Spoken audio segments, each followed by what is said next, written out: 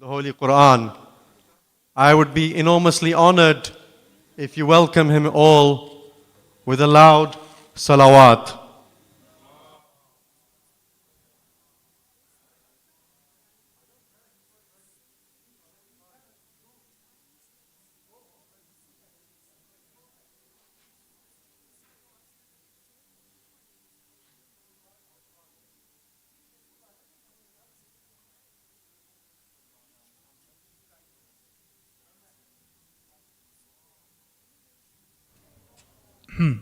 صلوا على محمد وآل محمد.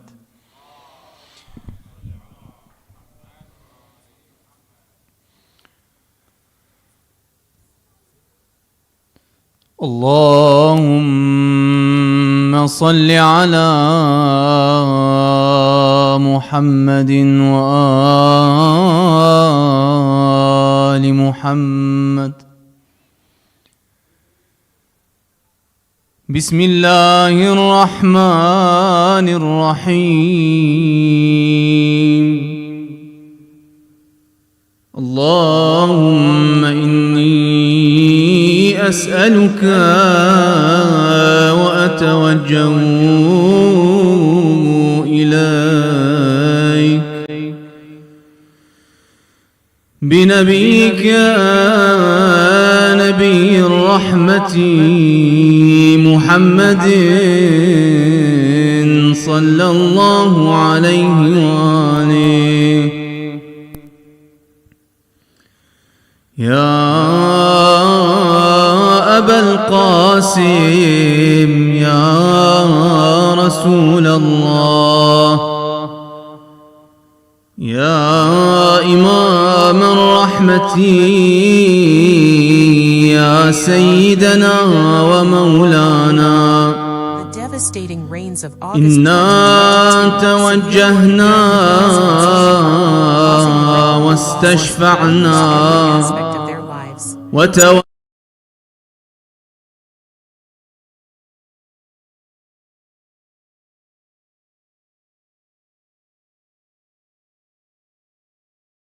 يدي حاجاتنا يا وجيها عند الله، اشفع لنا عند الله. يا أبا الحسن يا أمير المؤمنين، يا علي بن أبي طالب، يا حجة الله على خلقه، يا سيدنا ومولانا، إنا توجهنا واستشفعنا وتوسلنا بك إلى الله، وقدمناك بين يدي حاجاتنا يا وجيها عند الله، اشفع لنا عند الله. يا فاطمة الزهراء يا بنت محمد، يا قرة عين الرسول، يا سيدتنا ومولاتنا، إنا توجهنا واستشفعنا وتوسلنا بك إلى الله، وقدمناك بين يدي حاجاتنا يا وجيهة عند الله، اشفعي لنا عند الله. يا أبا محمد يا حسن بن علي أيها المجتبى يا ابن رسول الله يا حجة الله على خلقه يا سيدنا ومولانا إنا توجهنا واستشفعنا وتوسلنا بك إلى الله وقدمناك بين يدي حاجاتنا يا وجيها عند الله اشفع لنا عند الله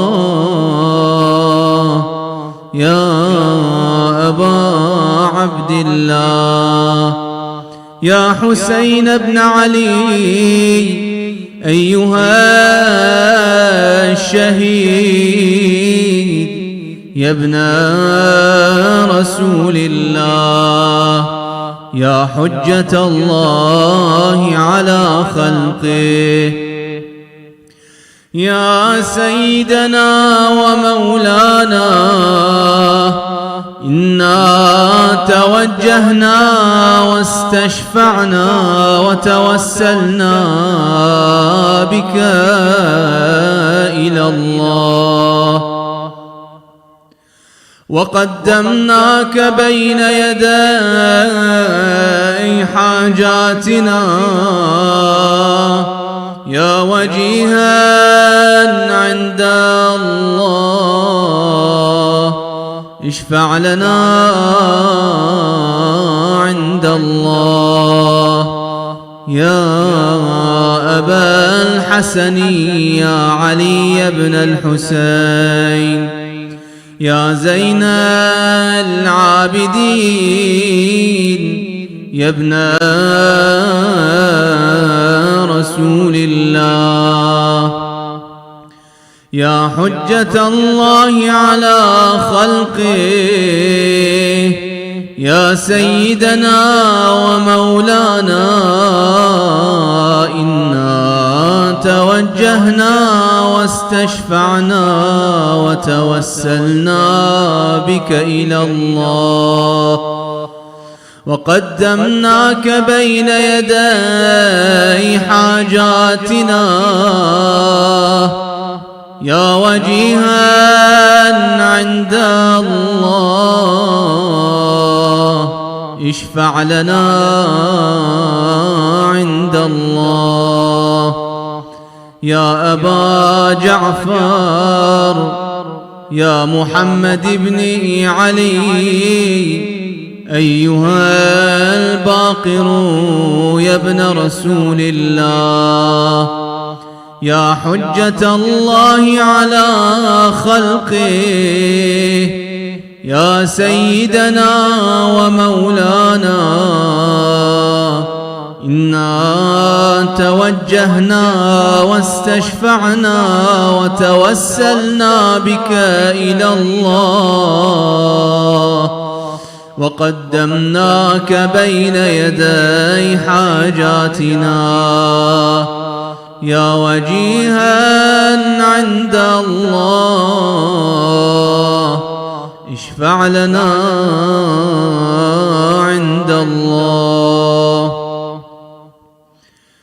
يا أبا عبد الله يا جعفر بن محمد أيها الصادق يا ابن رسول الله يا حجة الله على خلقه يا سيدنا ومولانا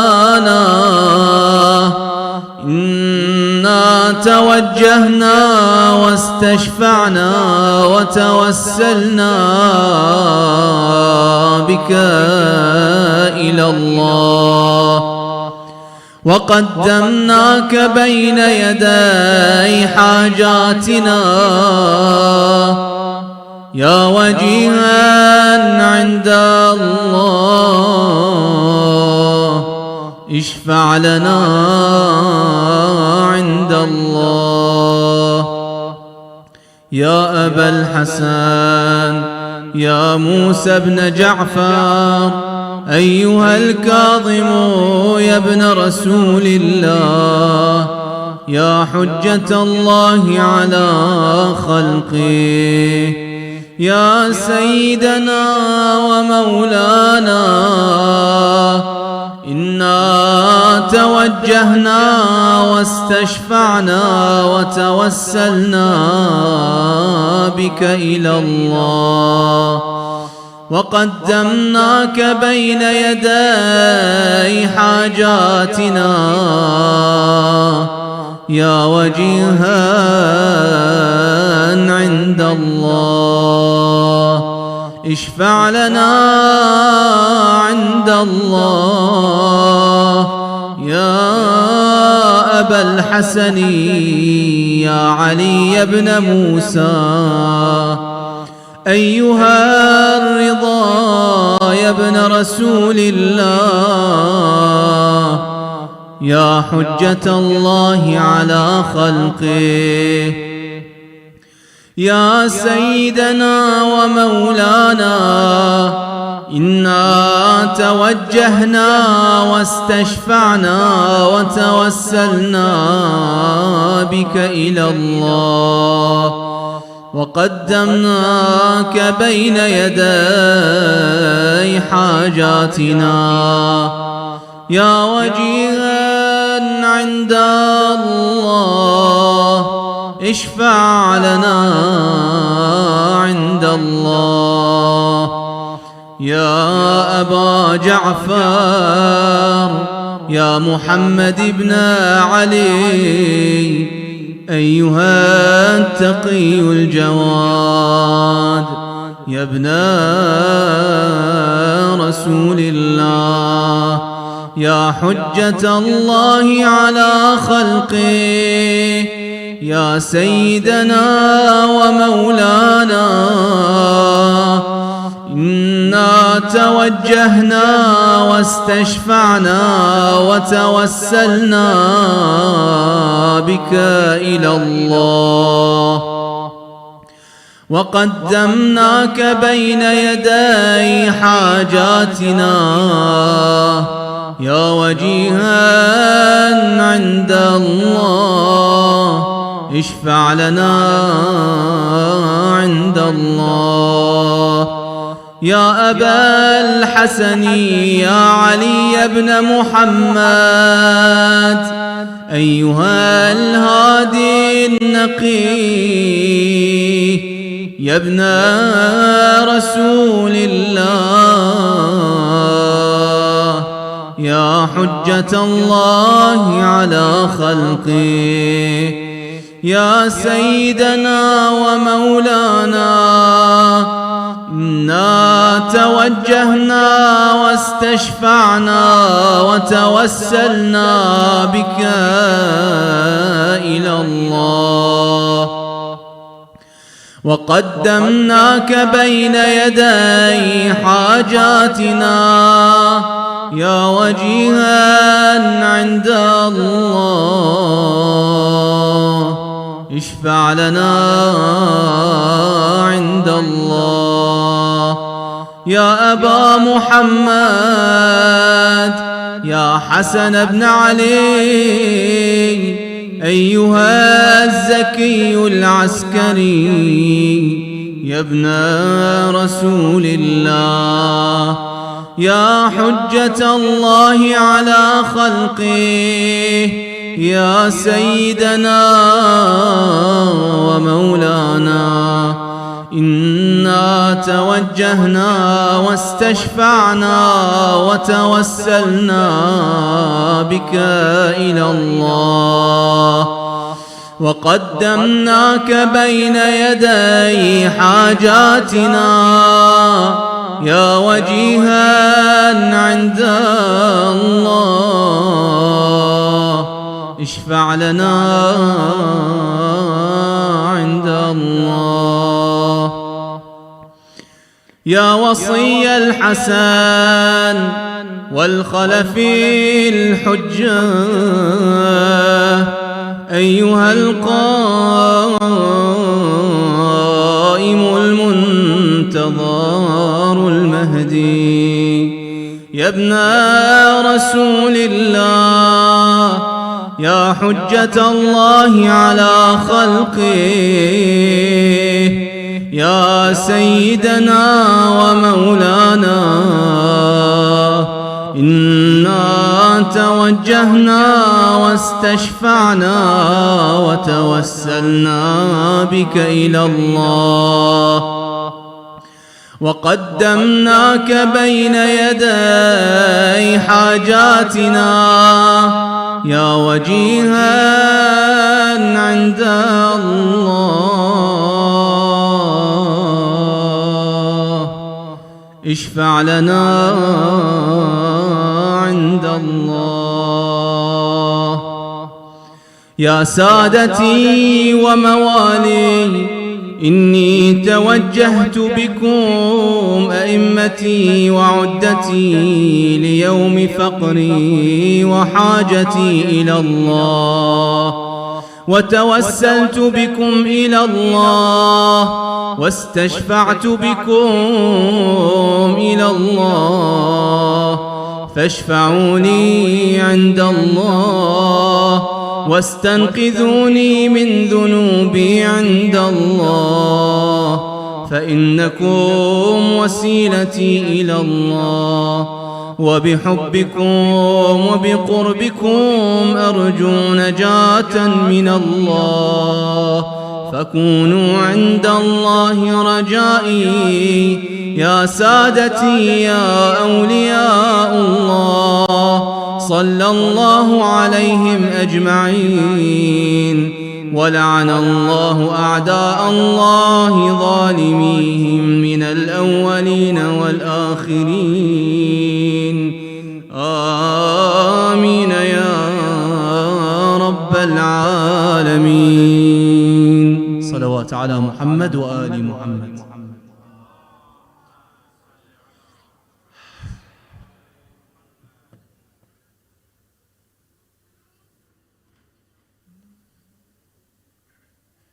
Inshallah, we'll start with the Quran recitation. Let's do a loud salawat ala Muhammad wa ali Muhammad.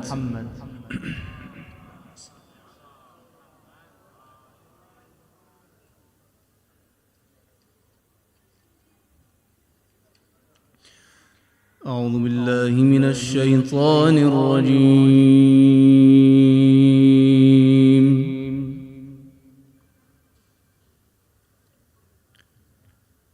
بسم الله الرحمن الرحيم.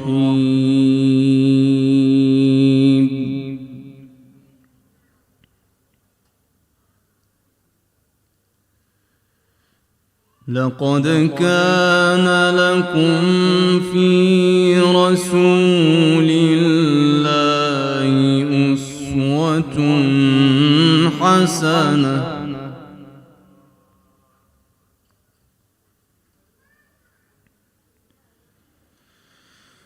لقد كان لكم في رسول الله أسوة حسنة لمن كان يرجو الله واليوم الآخر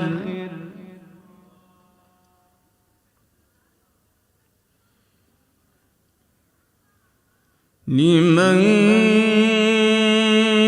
كان يرجو الله واليوم الآخر وذكر الله كثيرا.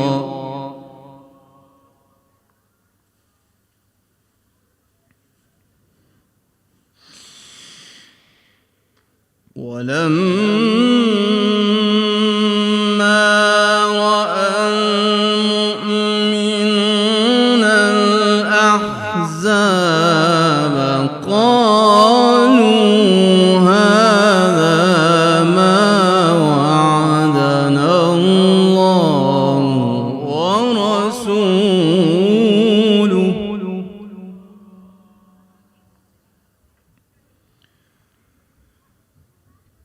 قالوا هذا ما وعدنا الله ورسوله وصدق الله ورسوله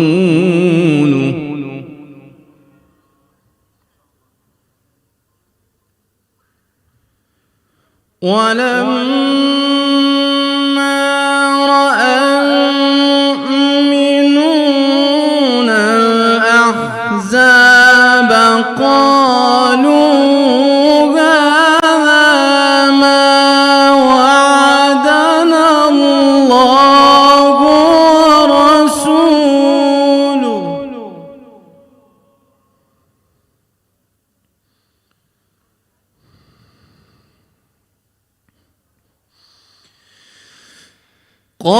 قالوا هذا ما وعدنا الله ورسوله وصدق الله ورسوله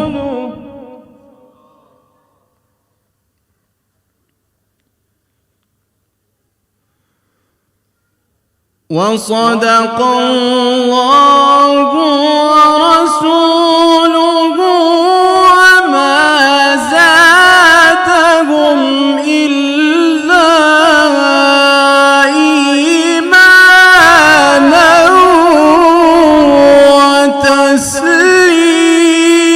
وتسليما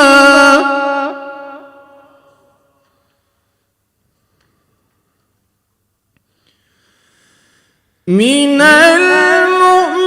المؤمنين رجال صدقوا ما عاهدوا الله عليه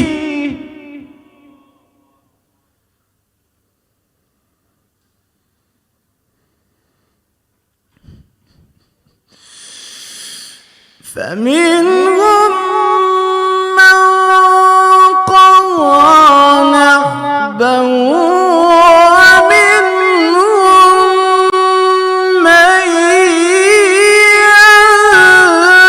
ينتظر وما بدلوا تبديلا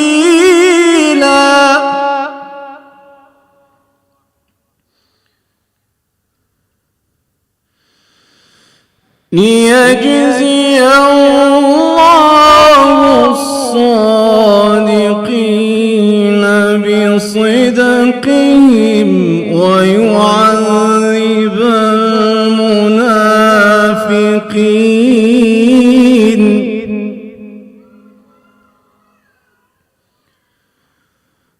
ويعذب المنافقين إن شاء أو يتوب عليهم إن الله كان غفورا رحيما صدق الله العلي العظيم صلوا على محمد وآل محمد.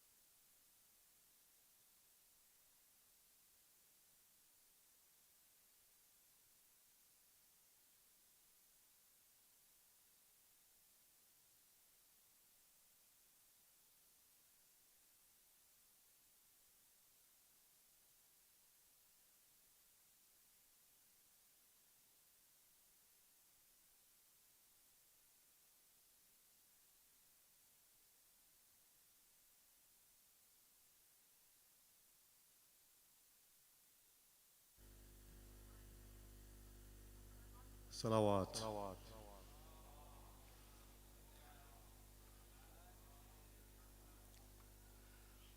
Thank you, Qari Mustafa, for that recitation of Dua Tawassul, followed by the verses of Surah Al-Ahzab. May Allah bless you. Please thank the Qari by reciting a loud salawat.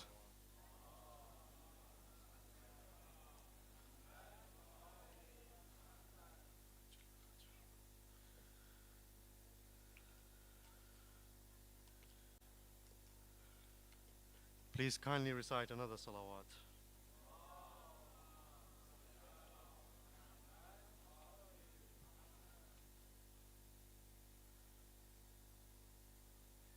A second salawat for the love of Imam Hussain alayhi salam.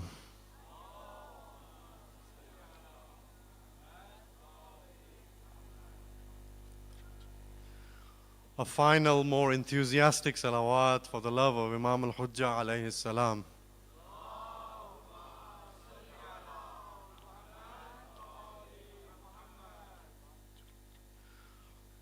The host of these majalis, as we have previously stated, is none other than the mother of Imam al-Hussain alayhi salam, Sayyidah Zahra alayhi salam, salamullah alayha, and none other than Imam Sahib al-Zaman alayhi salam.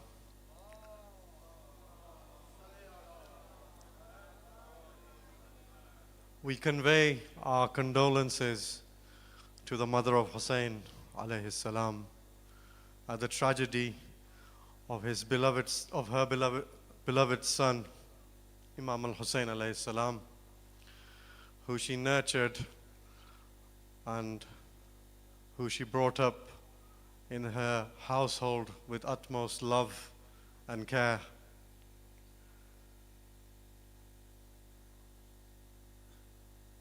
We convey the same condolences to the master of time, the Imam of our time, the inheritor of Hussain alayhi salam, the living Hussain alayhi salam. We say, O Sahib al-Zaman, we pray that you include us and you count us amongst your Shia. And if given the opportunity, we pray that we lay down our lives, our wealth, our souls, our children, our parents, and may they be sacrificed in your name, Ya Sahib al-Zaman. These majalis of Imam al-Hussain alayhi salam are a blessing from Zahra alayhi salam and from Imam al-Hujjah alayhi salam. Both of these personalities are connected, certainly I feel, deeply with Imam al-Hussain alayhi salam. And it is stated that when these majalis begin, they are the first, as hosts of these majalis, to arrive to welcome the mourners of Imam al-Hussain alayhi salam. And we can perhaps take lesson to arrive promptly and not to keep these two personalities waiting for our arrival. Salawat.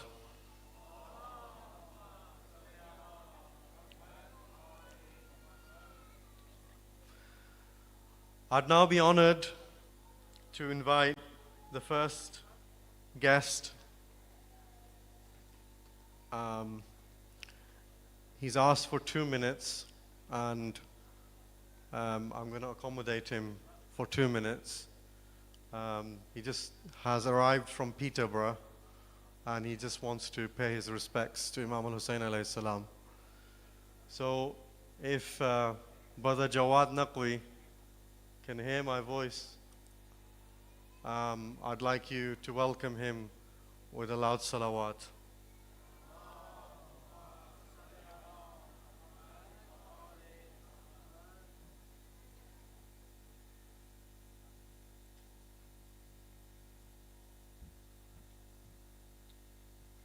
If you could recite a loud Nari salawat, please.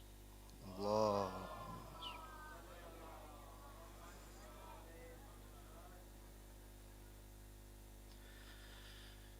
کہتی تھی یہ ماں خون بھری میت سے لپٹ کر خیر خیر اکبر خیر خیر اکبر. شرما کے نہیں رونا. یہ ام لیلہ کے لخت جگر کے پرسہ دے رہے ہیں, ان کے شہزادے کو پرسہ دے رہے ہیں. آواز چھوڑیے, اور یہی ایام ہے جو بی بی کو پرسہ دینے کے لیے ہیں.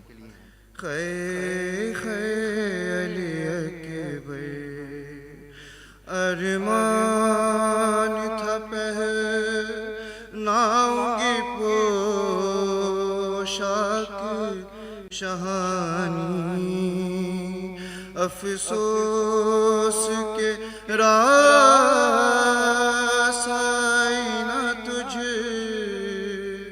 کو یہ جوانی. ارے کیسا تھا مقدر خیر خیر اکبر. اور اتنا اتنا تو ذرا ٹھہرو تمہیں دولہا بنا لوں, اور پھر ایک جھلک صحرے کی صغرا کو دکھا لوں. ارے بے چین تھی خیر خیر خیر اکبر. آج کی رات تجھے گودی میں سلا لوں میرے اصغر راجا. آج کی رات تجھے گودی میں سلا لوں میرے اصغر راجا. لوری ارمانوں سے بھرپور سنا لوں. ارے میرے اصغر راجا, آج کی رات تجھے گودی میں تیر کے آگے میرے لال تجھے ہونا ہے. دیکھ کر تیری ہنسی ظلم نے بھی رونا ہے. جو طریقے ہیں لڑائی کے سکھا دوں میرے اصغر راجا. تجھ کو ایک بار دفن بابا تیرے کر دیں گے, پھر تجھے نیز سقیفہ پہ وہاں ڈھونڈیں گے. دشت کی گرم ہواؤں سے چھپا لوں میرے اصغر راجا. آج کی رات تجھے گودی میں جب ردا سر سے چھنی میں صدا دیتی رہی, تو نہ آیا غازی.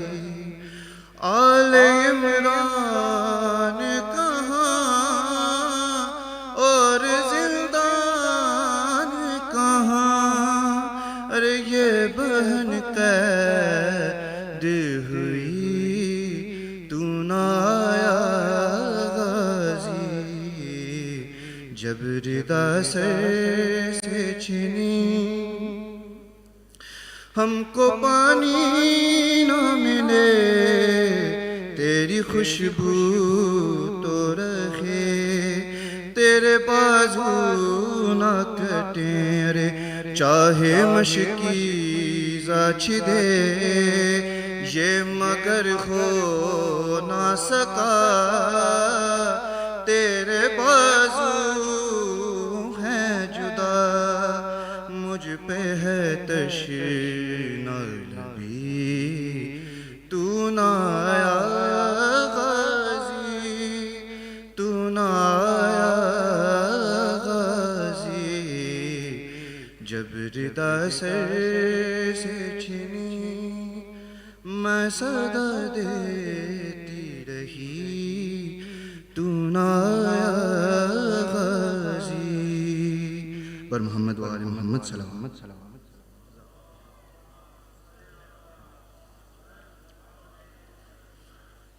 Thank you, Brother Jawad Abbas, for your Jawad Naqvi for your tribute to Ali al-Akbar, Ali al-Asghar, and Hazrat Abbas alayhi salam. May Allah accept your efforts and may you go safely back to your home in Peterborough. Please thank him by reciting a loud salawat.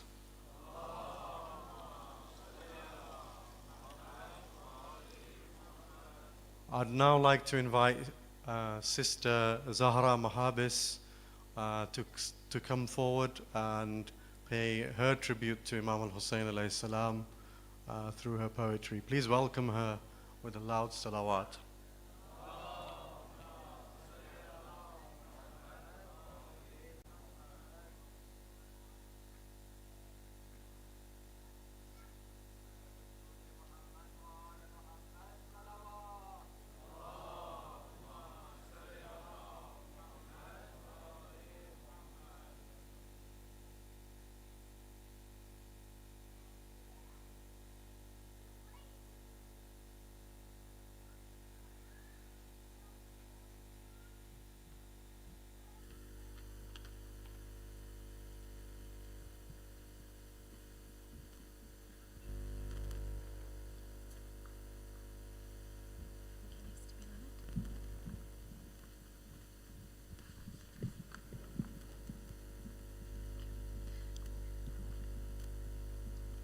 Assalamu alaikum.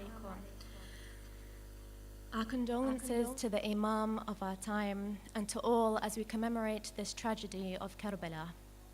Raise your voices with a loud salawat ala Muhammad wa ali Muhammad.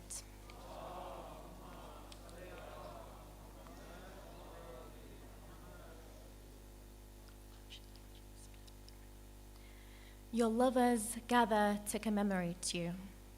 After centuries of mourning, our tongues are still not proficient in describing this love.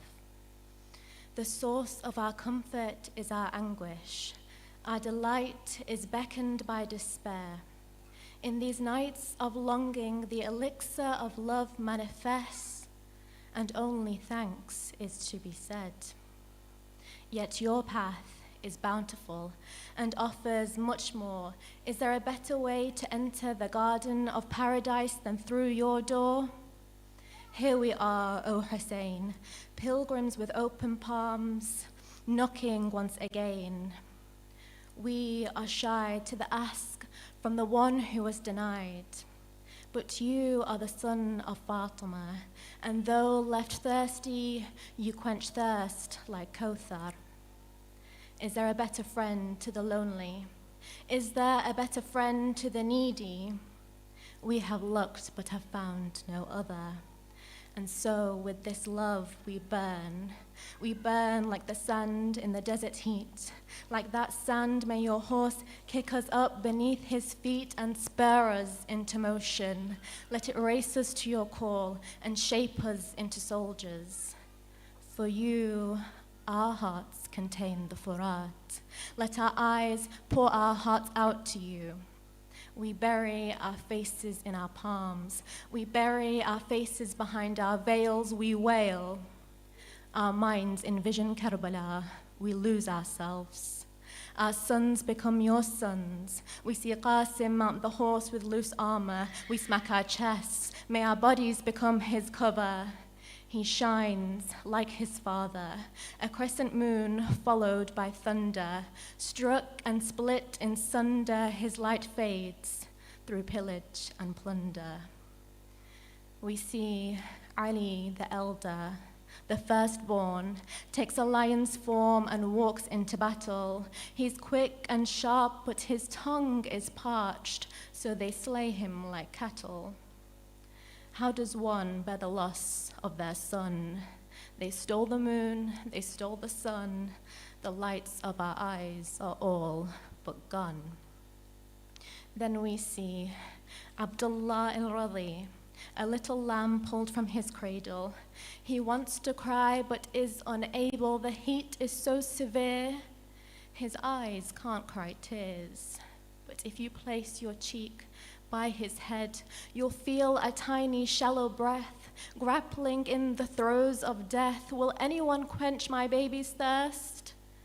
Rabab's heart's about to burst. We asked for mercy, they gave an arrow. Our baby won't wake tomorrow. His blood splatters, the earth shatters and plummets into eternal sorrow. Our minds envision Karbala, we lose ourselves. Our daughters become your daughters. We see Ruqayya cling to the desert rose as the darkness grows. She asks her aunt, what happened to my uncle? What happened to my father? I cry, but they do not reply. She feels the fire in the pit of her stomach. Her blood rushes and flushes her face red. We fear if she knows the truth, she'll fall dead. We see Sukaina, her mind is racing. Her tears flow in succession. Her father, her hero, gone is her protection. The smoke blurs her vision. The screams ring through her ears. She'll write about this tragedy for the rest of her grief-stricken years. And between the lines of her poetry, are we mourners named? As lovers do we appear? Or do we carry the chains and flames? Our minds envision Karbala, and just as we lose ourselves, we find ourselves in your Majlis, Ya Hussain.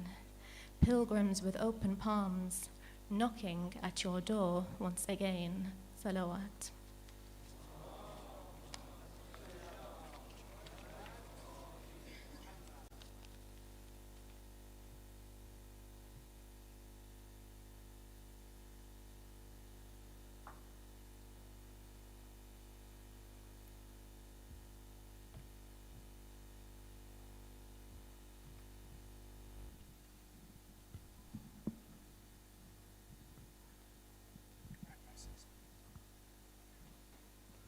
Salawat.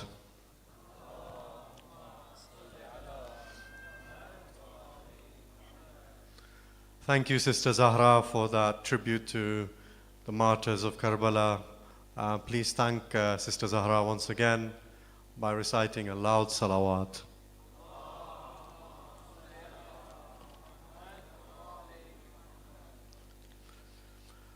Once again, a reminder that these Majalis are being organized under the auspices of the Manchester Community and Youth Project.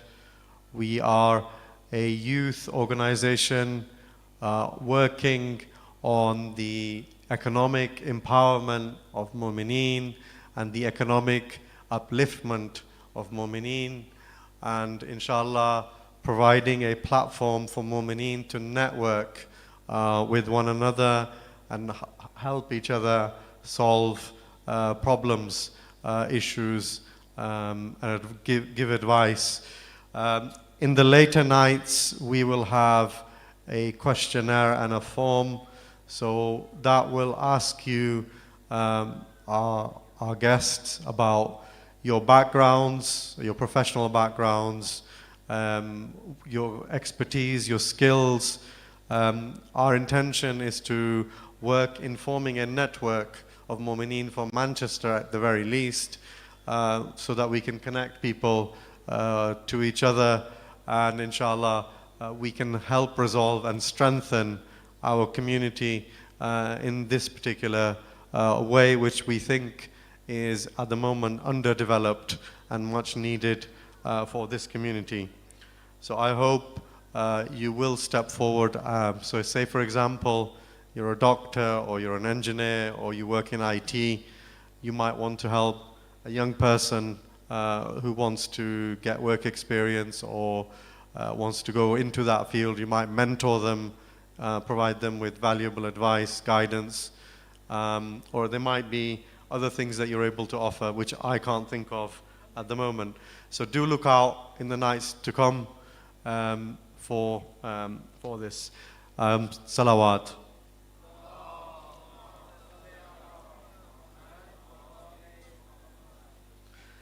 Just a few housekeeping issues. The kids club children's workshop, it closes the door at 7:30 and it finishes at 9 o'clock. So at 9 o'clock, if you've got your children in the children's workshop, please collect them. There were a few issues yesterday with parking on site and in the surrounding streets. And I think 10 or 12 individuals were issued parking tickets because they parked outside the venue somewhere in this residential area. We will only say that find parking which is appropriate, look at the signs, and avoid getting yourself a ticket. If you can travel by Uber or get a taxi, then try and see, or maybe car share, try and do that instead. This is a very, very popular venue. The parking gets filled very, very quickly. There's only 300 parking spaces, and there's only so much room. So if you're not early, if you're not on time, then you will not get the parking space, and we can't really advise you on where to find parking outside. So we leave that to your intelligence and your discretion in terms of where you park. Have a look on maps or Google or something, and that can guide you. Second thing is, in terms of the toilets, please do not clog the toilets with tissue paper. They get blocked and it causes the cleaners at the end of the day a real problem in unclogging it. It's very, very basic. Use the toilet as you would at your own home. This is a Majlis of Imam Al Hussain alayhi salam. Tahara is a part of our religion. I shouldn't be standing here spending 2 minutes telling grown-ups and others about using toilets. That's not the best use of my time, and that's not the best use of this announcement space. But it has caused a problem, and I unfortunately have to say it. So please adhere to that if you can. In fact, you should. Salawat.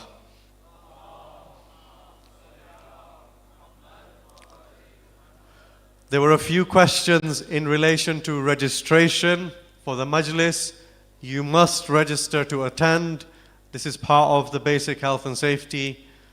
You need to show and check in at the entrance that you have registered so that we know that you are here and not somewhere else. Or if you're not registered and you walk in, then we don't know that you're here. So in the event of a fire or an incident, it'll cause a problem. And secondly, when you're leaving the Majlis, this is a narrow area, especially at the stairs. I don't want there to be a crush. I don't want there to be an incident. I don't want there to people to trample over each other. So please be patient whilst leaving, and maybe leave in a staggered way. Maybe let some people leave and then you can leave. You don't all have to rush out of the Majlis. The Majlis does end with Salah, and you can stay and pray here as well. Salawat.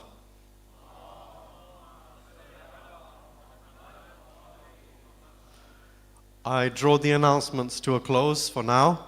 I'd now like to request the AV team to play a short video which details some of our work as an organization in terms of the emergency relief that we did. So if the AV guys could play the video, please. The devastating rains of August 2022 severely impacted the residents of Shikarpur, causing irreparable losses in almost every aspect of their lives. The relentless downpours not only disrupted businesses, but also claimed the lives of 151 individuals, including 27 men, 23 women, and 61 children. In various incidents, most fatalities were attributed to the collapse of houses due to the forceful water currents, while a significant number of injuries were also reported in similar accidents. By February 2023, a total of 91,259 houses across the district had been affected, with 19,047 partially damaged and 73,212 completely destroyed. The families we visited were struggling to live in temporary shelters. They had managed to put together roofs using bamboo and whatever waterproof materials they could find, like tarps or cloth. May God bless you. It's been more than a year since our house was damaged. We've endured this difficult time through both summer and winter. No one has reached out to help us. We are so grateful that you have come forward to offer assistance.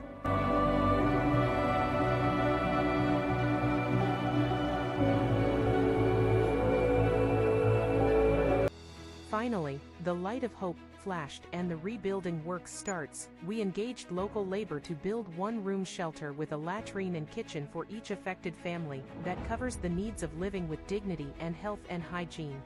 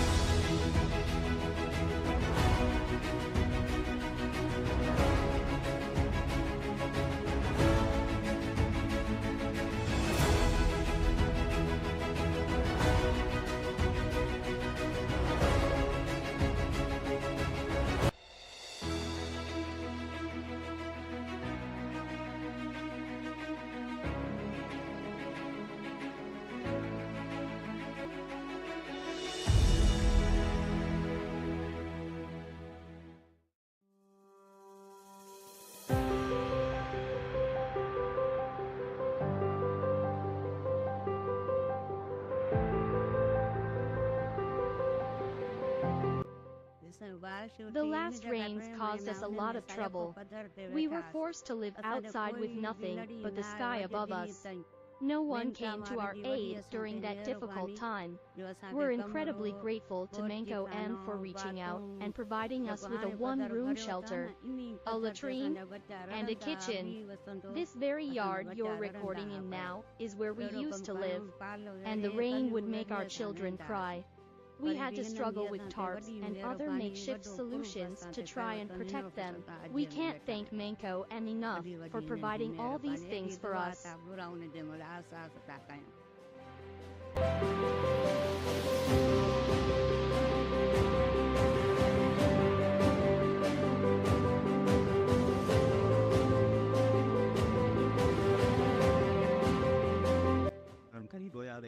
We are a family of limited means, and rebuilding our home after the rains seemed impossible.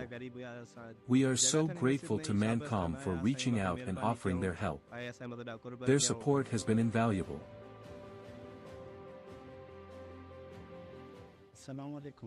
The heavy rains caused our house to collapse, leaving us devastated and forced to live outdoors. Thankfully, MANCOM and Ideas 9 came to our rescue. They provided us with a permanent one-room shelter, complete with a washroom and kitchen. The quality of the construction is excellent, and we're so grateful for this secure place to call home.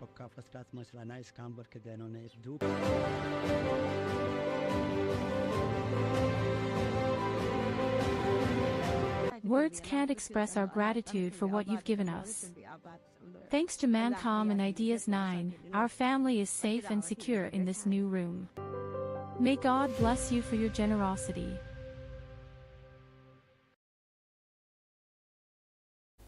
So thank you for watching that one video which relates to our housing project, which we provided to those who were impacted by the floods and the rains in Pakistan. So we're currently working at the moment to provide aid to our brothers affected in Gaza. So this is our live project at the moment. This was a project that we did a couple of years ago in which we donated almost £100,000 of aid because there was an enormous amount of damage and people lost literally everything.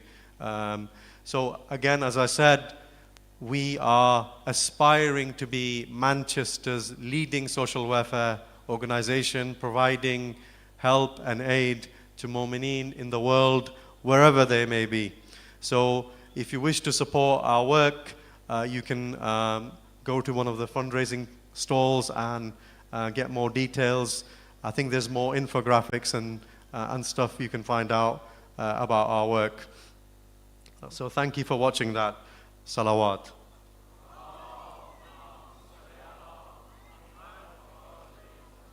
Moving forwards with the program, I'd now like to invite my brother, the beautiful reciter, Syed Khamis Abbas Rozwi, to step forward and pay his tribute to Sayyid al-Shuhada. Please welcome him with a loud salawat.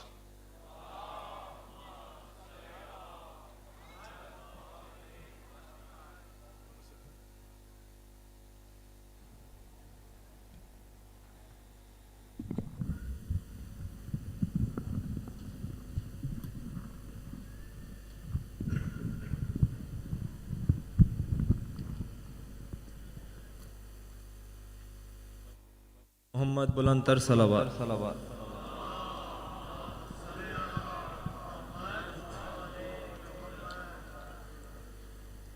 मसाइब के चंद अशार फिर भी सलावत।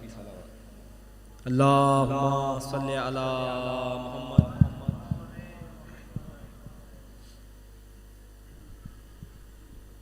सामने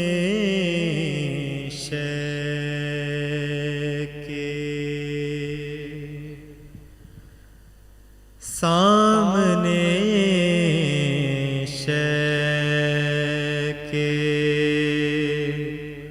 सकीना को तमाचा मारा सामने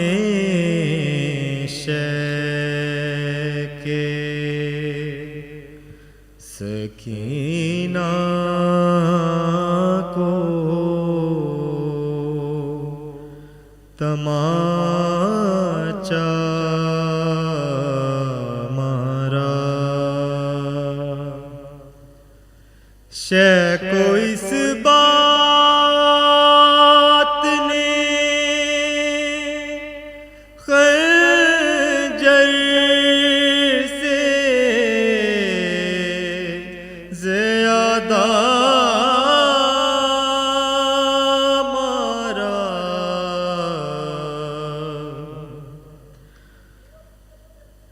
सामने शके सकीना को तमाचा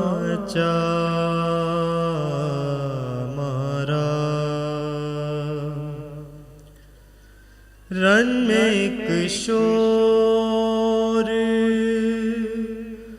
ہوا ابن علی کو مارو،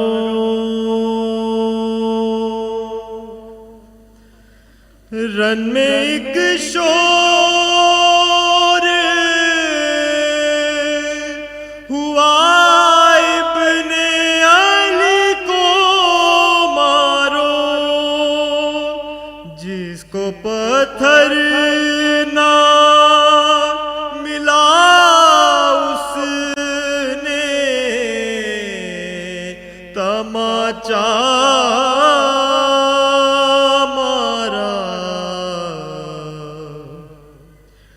سامنے شے کے سکینہ کو تماچا مارا، قتل عباس سے مارا گیا شیخوں پہلے، قتل عباس سے مارا گیا شیخوں پہلے، اور پھر شمر نے خنجر سے دوبارہ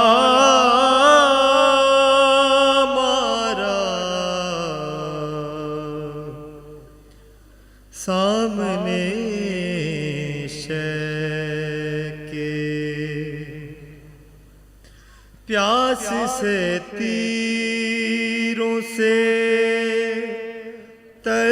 تلواروں سے اور نیزوں سے، پیاس سے تیروں سے تلواروں سے اور نیزوں سے، جتنا مارا گیا شبیر کو اتنا مارا،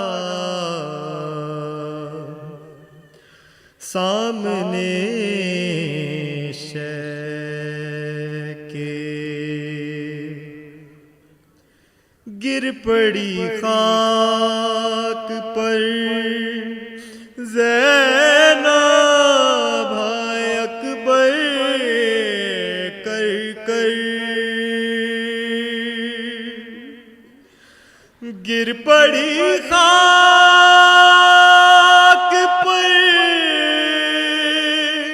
زینب اکبر کر کر،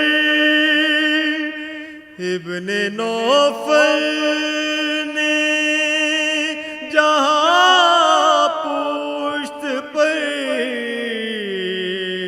نیزہ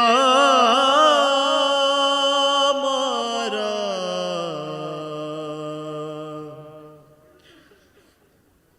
سامنے شے کے سکینہ کو تماچا مارا، شے کو اس بات نے خنجر سے زیادہ مارا، سامنے شے کے اللہ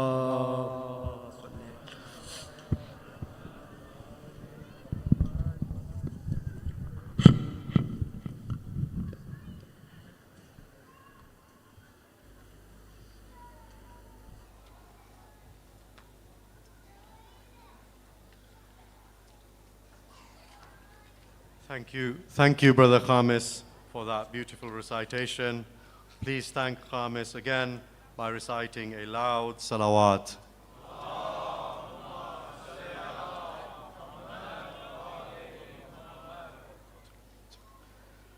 Brothers and sisters, as you know that this Majlis is one of the largest Majalis that have been organized for the language of English, at least to my recollection, in the history of this city. We're in a premier venue here at the Sheraton, and the facilities we've spared no cost.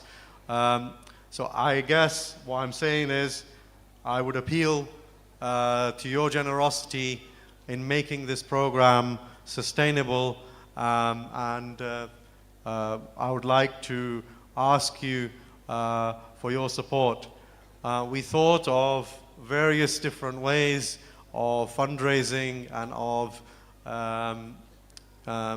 raising the funds to organize and cover the expenses of these programs. Traditionally, people think of perhaps having a raffle or something like an auction or some sort, but we thought that this is the Majlis of Sayyid al-Shuhada alayhi salam. This is the Majlis of Imam al-Hussain alayhi salam, and these gimmicks are perhaps not befitting and not ideal in terms of a way to fundraise for the Majlis of Imam al-Hussain alayhi salam.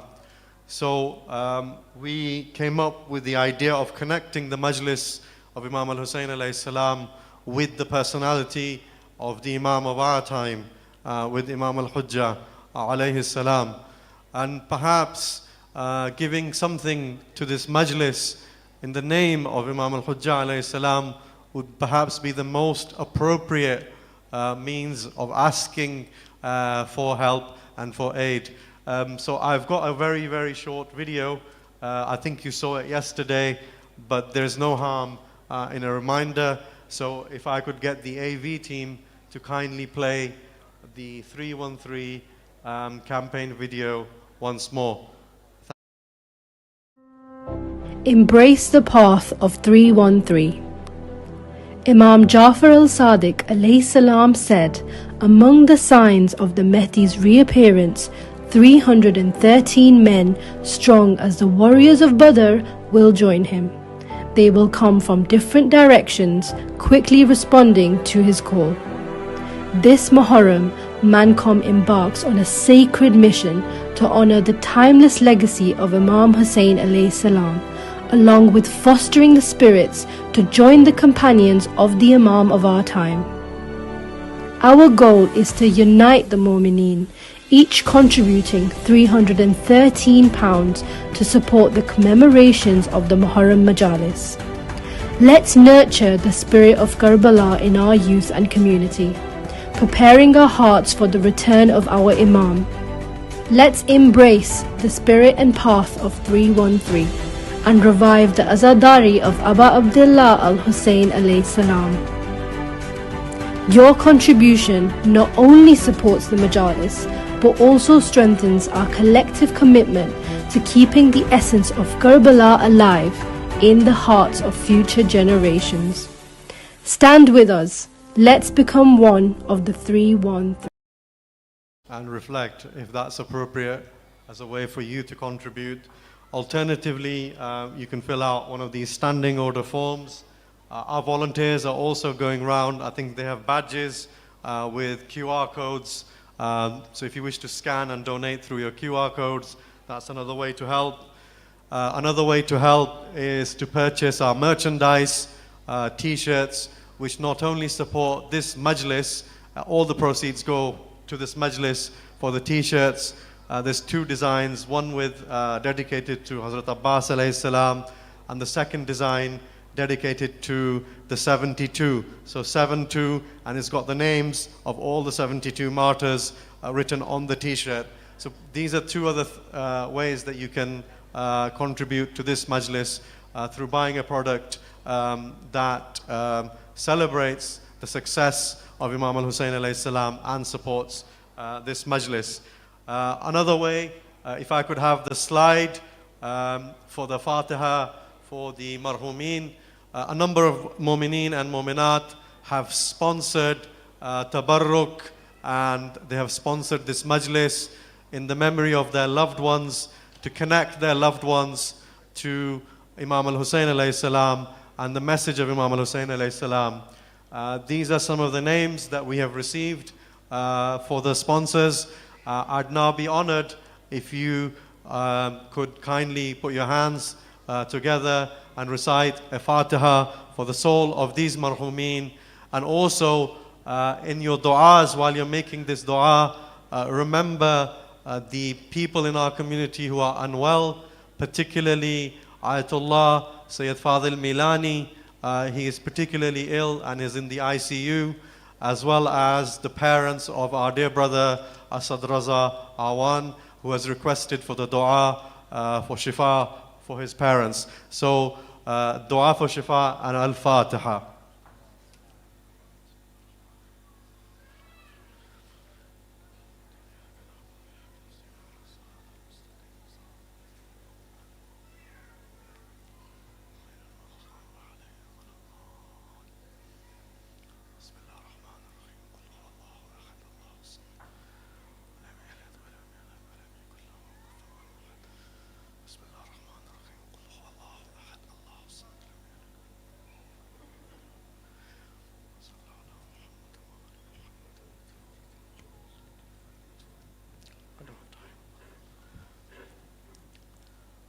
So daily we have been tracking, if you have followed the narrative yesterday,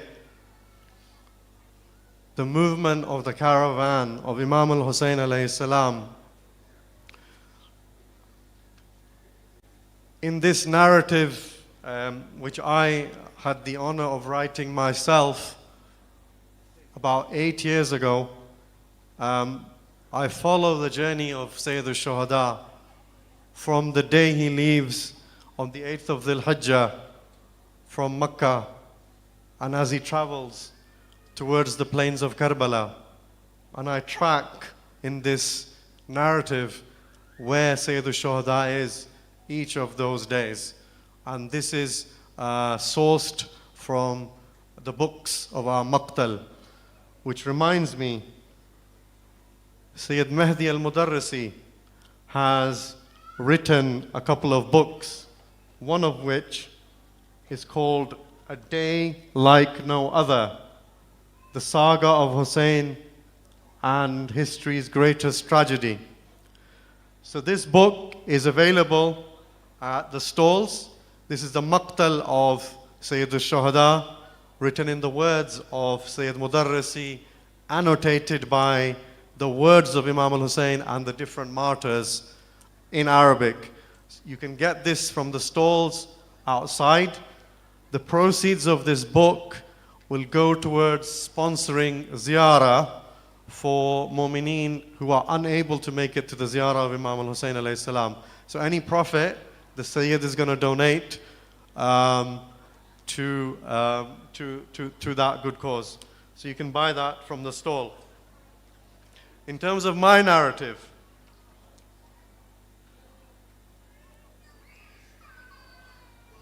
Second of Muharram, Karbala, a new home in the wilderness. It is the 2nd of Muharram. 23 days have passed since Mecca. Hur has forced Hussain to a halt in a barren wilderness. He has been pressing and maneuvering Hussein's party for some 200 kilometers since the hills of Dhu Hasam.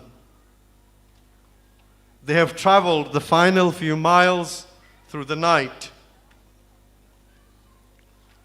Let us camp at Nainava, Al-Ghadiriya, or Shifaya, Hussain suggests to Hur. Hur refuses. Hur is being spied upon. Imam al-Hussain suggests they travel a little bit further. Al-Abbas alayhi salam is watching. He is a powerful man, an honorable man.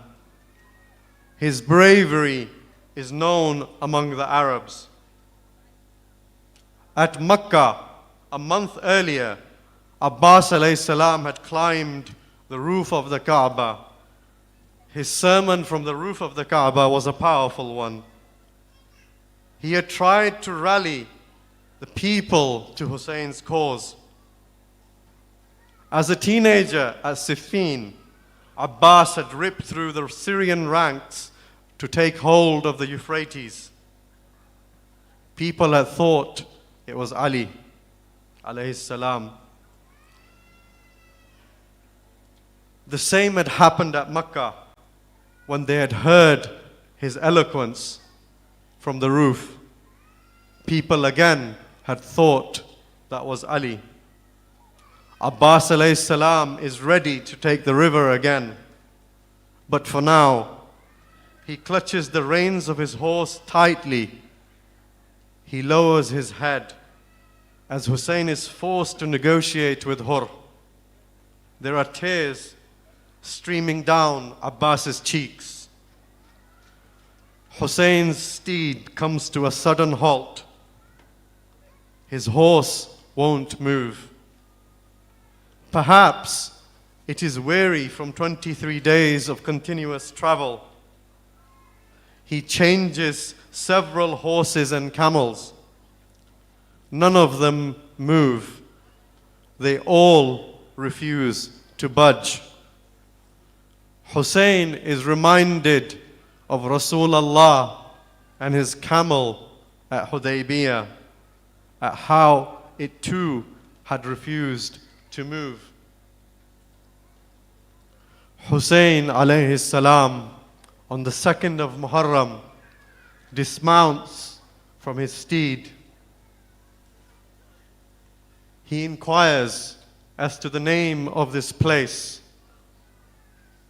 Upon hearing the reply, the verses of Al-Istirja escape his lips once more. Inna lillah wa inna ilayhi raji'un. We are from Allah and to Him is our return. Hussein orders Abbas to make camps on the banks of the Furat. Abu Abdullah al-Hussein on the 2nd of Muharram has made his home in Karbala. Syed Shuhada on the 2nd of Muharram has arrived in the land of Karbala. Salawat.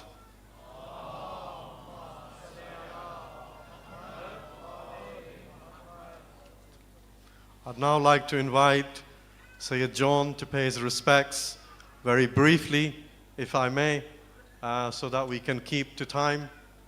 We are already 8 minutes behind our schedule, and I'd be grateful if from tomorrow we can be prompt and start the lecture at 8 o'clock sharp. Please welcome him with a loud salawat.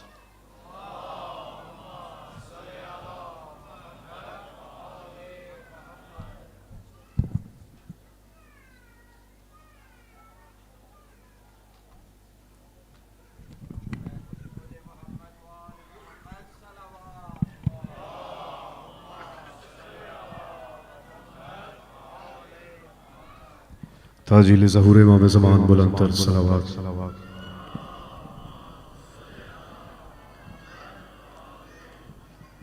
दामन वक्त में गुंजाइश कम है, मैं जल्दी जल्दी से जनाब सैयद की बारगाह में आपकी और अपनी जानिब से एक कलाम हदिया कर रहा हूँ। जनाब सैयद हमारे इस पुरसे को अपनी बारगाह में कबूल व मंजूर फरमाए। मुजराए खल्क़ में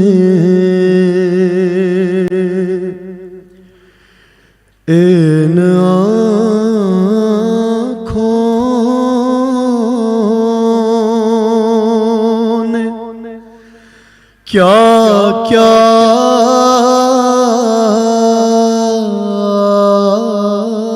دیکھا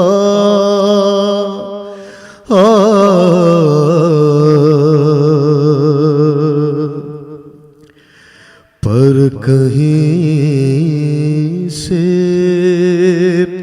پیغمبر سنا آقا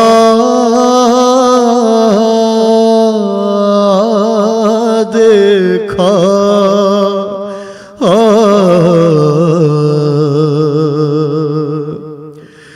مجرے خلق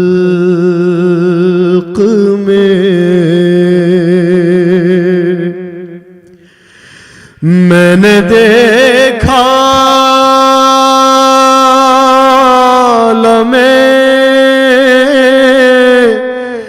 شاہ کو آلودہ خون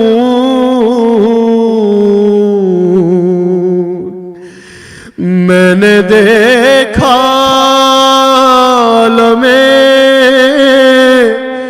شاہ کو آلودہ خون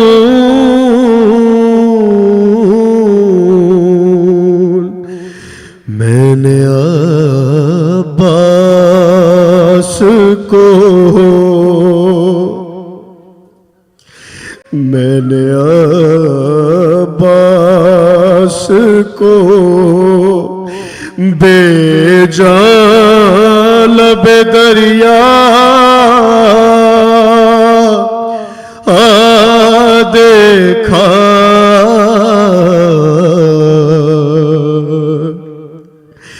ارے میں نے دیکھا لیس غر کا گلا خون میں تر میں نے زخمی علی اکبر کا کلیجہ دیکھا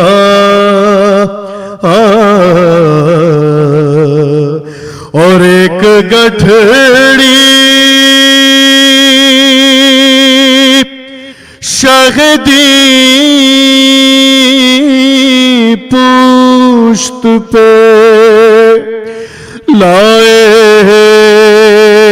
اس میں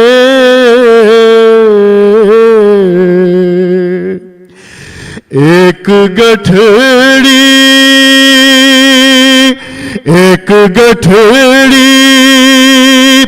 شہدی پشت پہ لائے اس میں میں نے ٹوکڑے ہوئے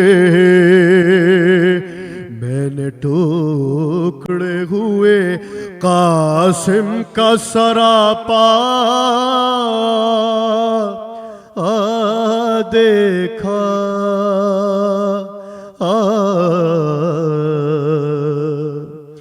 مجرے خلق میں تاجل ظہور امام زمان بلند تر صلوات.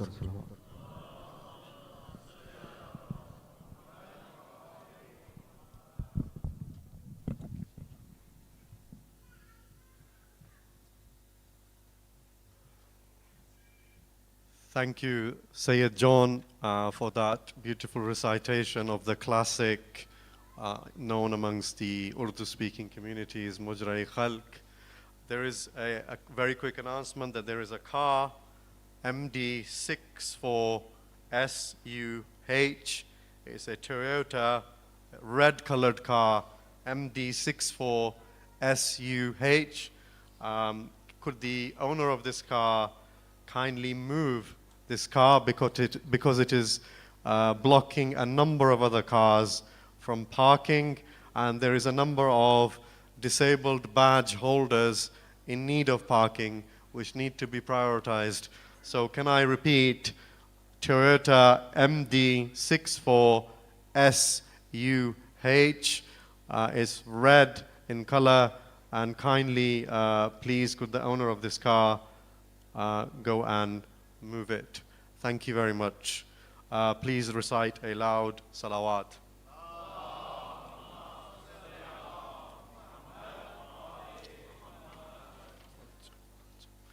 Could I kindly request that brothers, can you please stand up from your position and move as much forward as is possible for you with a loud salawat, so that we can make it a bit more of a majlis atmosphere, and those that are coming later can join easily. Salawat. Keep coming forward. If you've got a space in front of you, keep coming forward and filling it.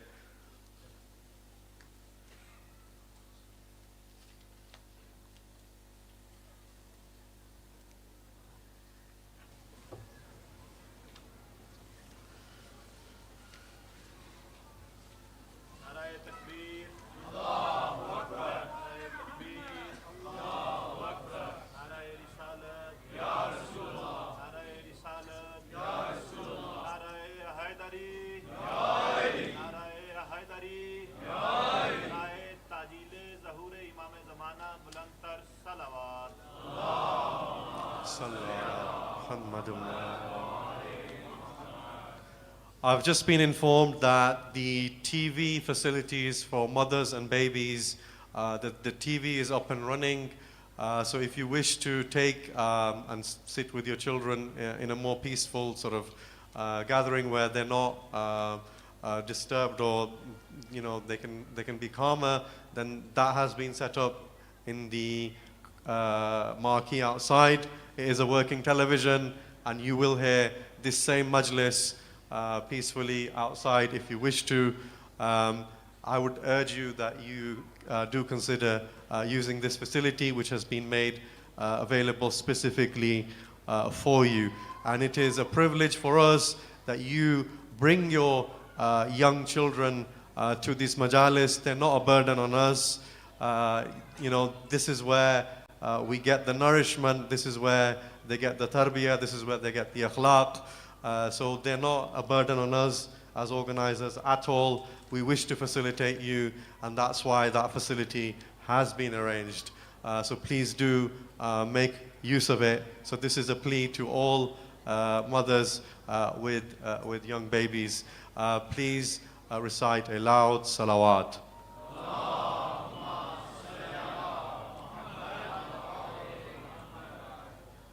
As I said, today is the 2nd of Muharram.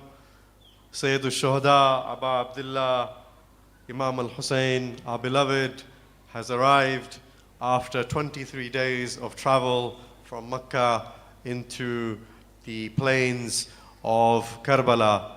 And to elaborate more on the story of Syed Shuhada, I would be enormously honored if you welcome our respected guest, Syed Mahdi Al Modarresi, with a loud salawat.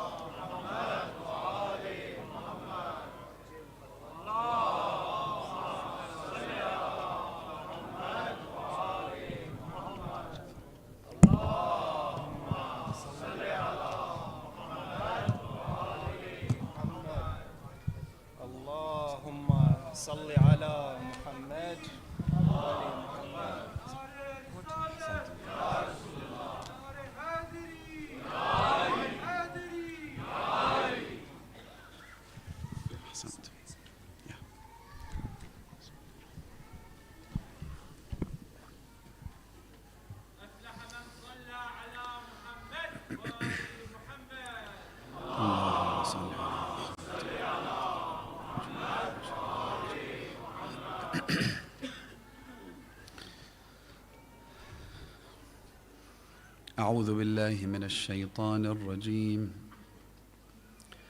بسم الله الرحمن الرحيم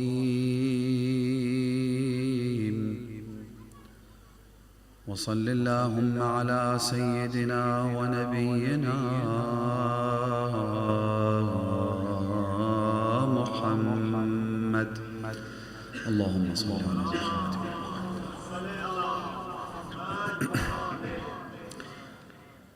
وعلى أهل بيته الطيبين الطاهرين المعصومين المكرمين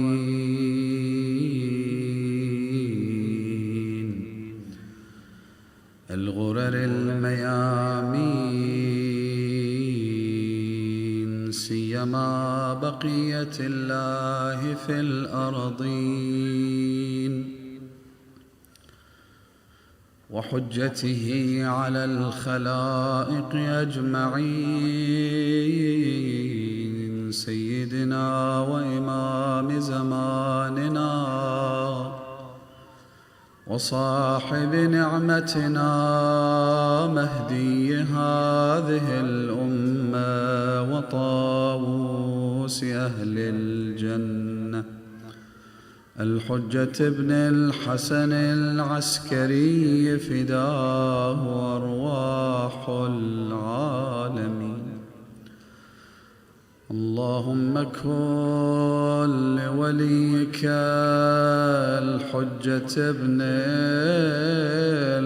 الحسن صلواتك عليه وعلى آبائه في هذه الساعة وفي كل ساعة وليا وحافظا وقائدا وناصرا ودليلا وعينا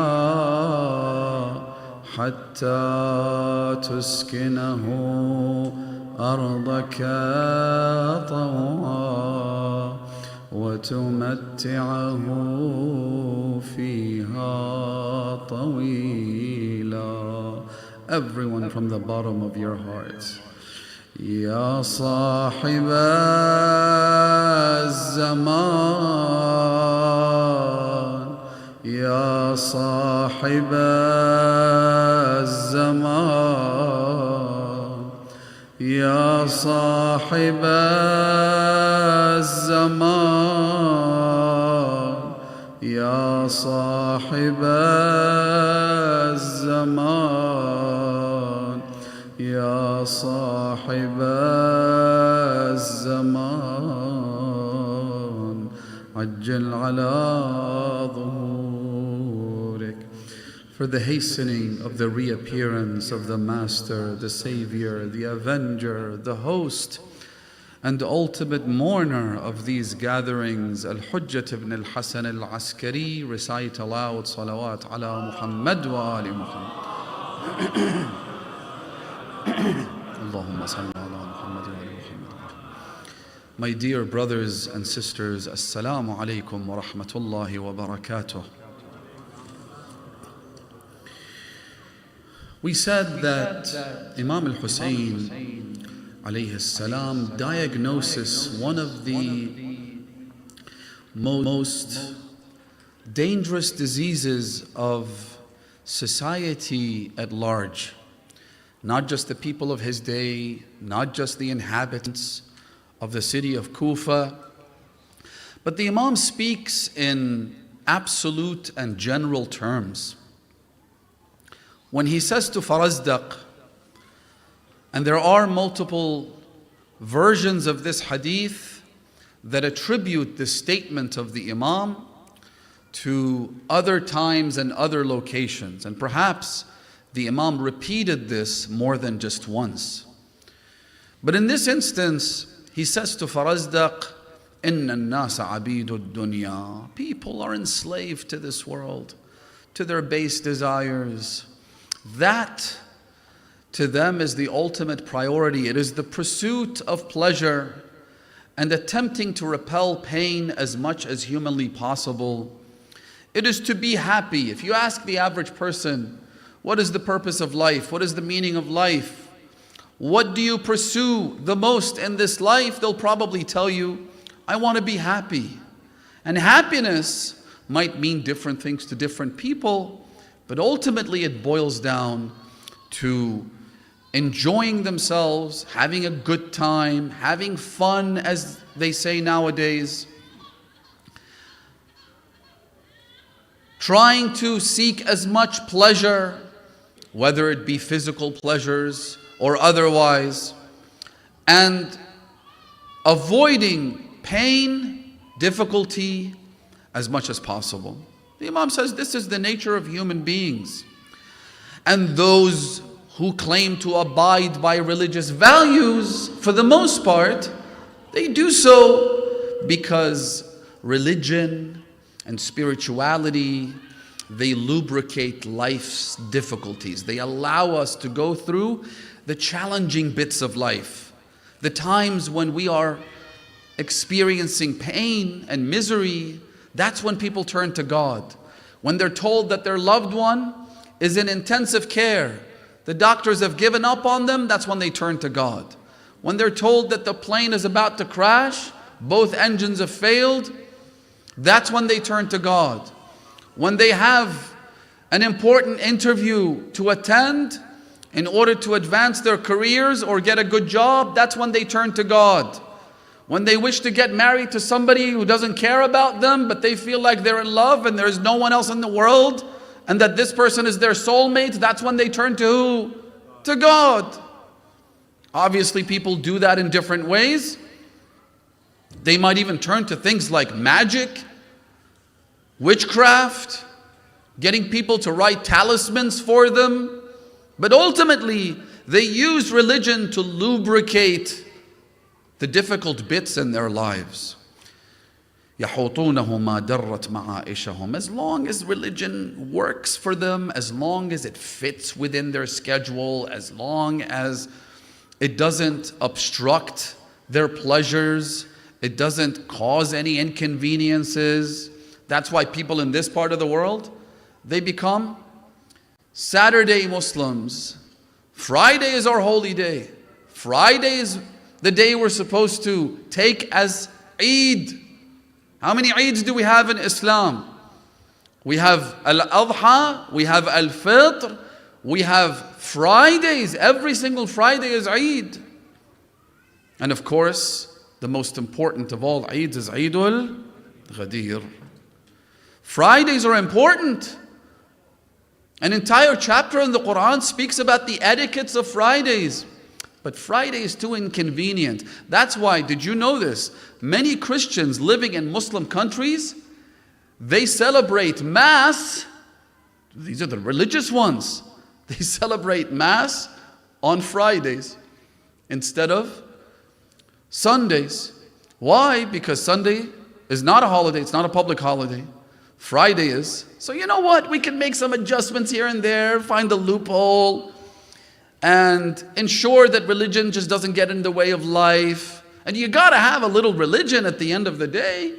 Otherwise, without it, how do you address those challenges? How do you get through the difficult parts?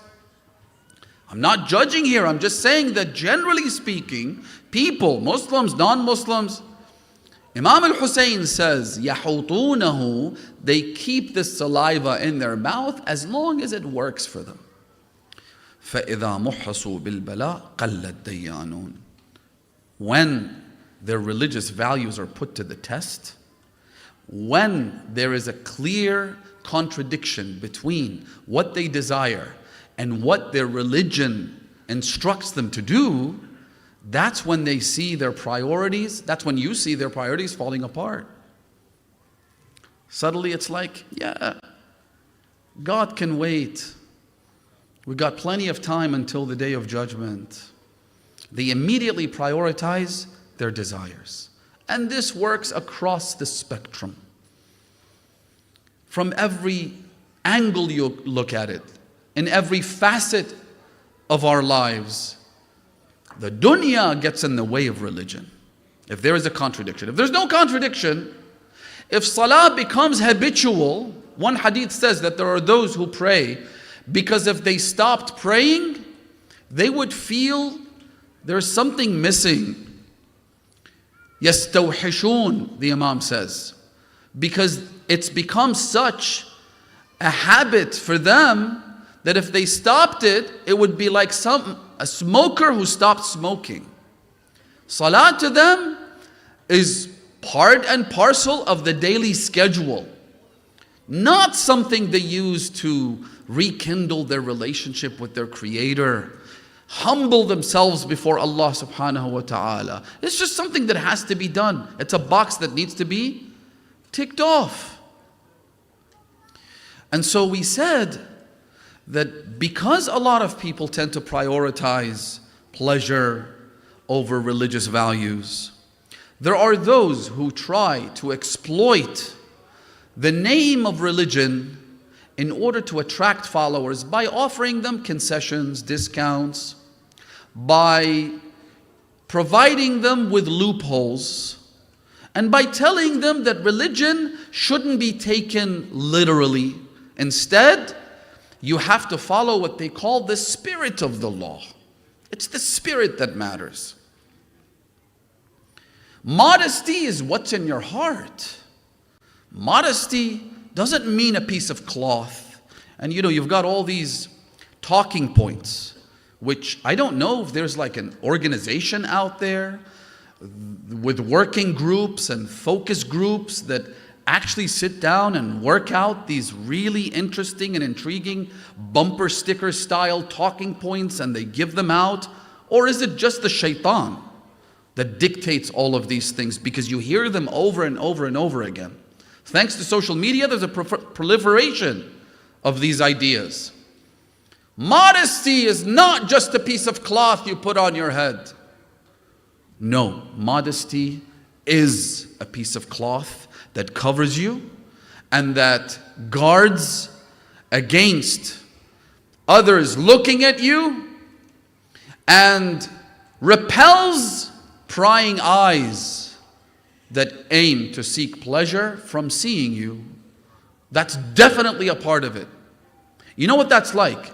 That's basically like saying that salat, if you look at the literal definition of salat, it means to connect.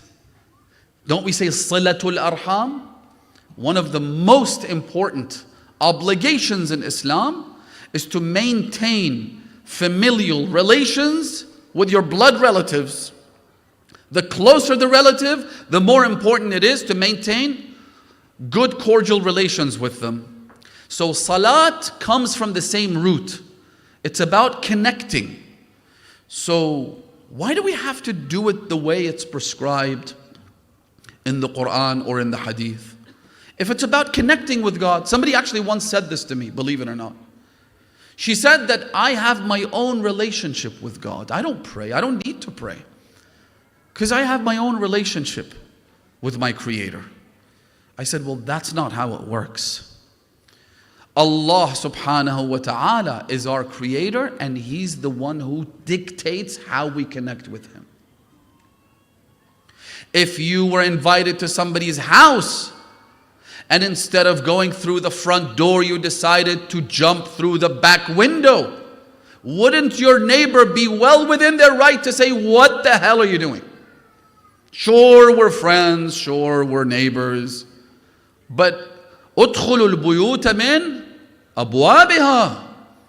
That is why Rasulullah famously declared, أَنَا مَدِينَةُ الْعِلْمِ وَعَلِيٌّ بَابُهَا. I am the city of knowledge. أَنَا مَدِينَةُ الْحِكْمَةِ. I'm the city of wisdom. And Ali is its gate. فَمَنْ أَرَادَ الْمَدِينَةَ وَالْحِكْمَةَ فَلْيَأْتِهَا مِنْ بَابِهَا. An entire verse in the Quran, Allah subhanahu wa ta'ala talks about this. Think about it. Like how important is this topic? And how common is this scenario for people to enter houses, not from the front doors, not from the main gate, but from a side window or through the chimney? How many people do this? It's not a very common scenario, is it? And yet Allah subhanahu wa ta'ala stresses this point. And then when the Prophet says that I am the city of knowledge, so enter it through its gate, you begin to understand why Allah is emphasizing this point in the Quran.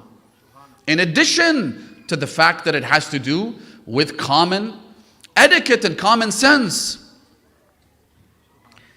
Incidentally, on a side note, I was looking at Ibn Taymiyyah al-Harrani's commentary on this hadith. You know Ibn Taymiyyah, he harbored unspeakable malice towards Amir al-Mu'mineen and Fatima Zahra and the Imams of the Ahlul Bayt, let alone their followers and their Shia.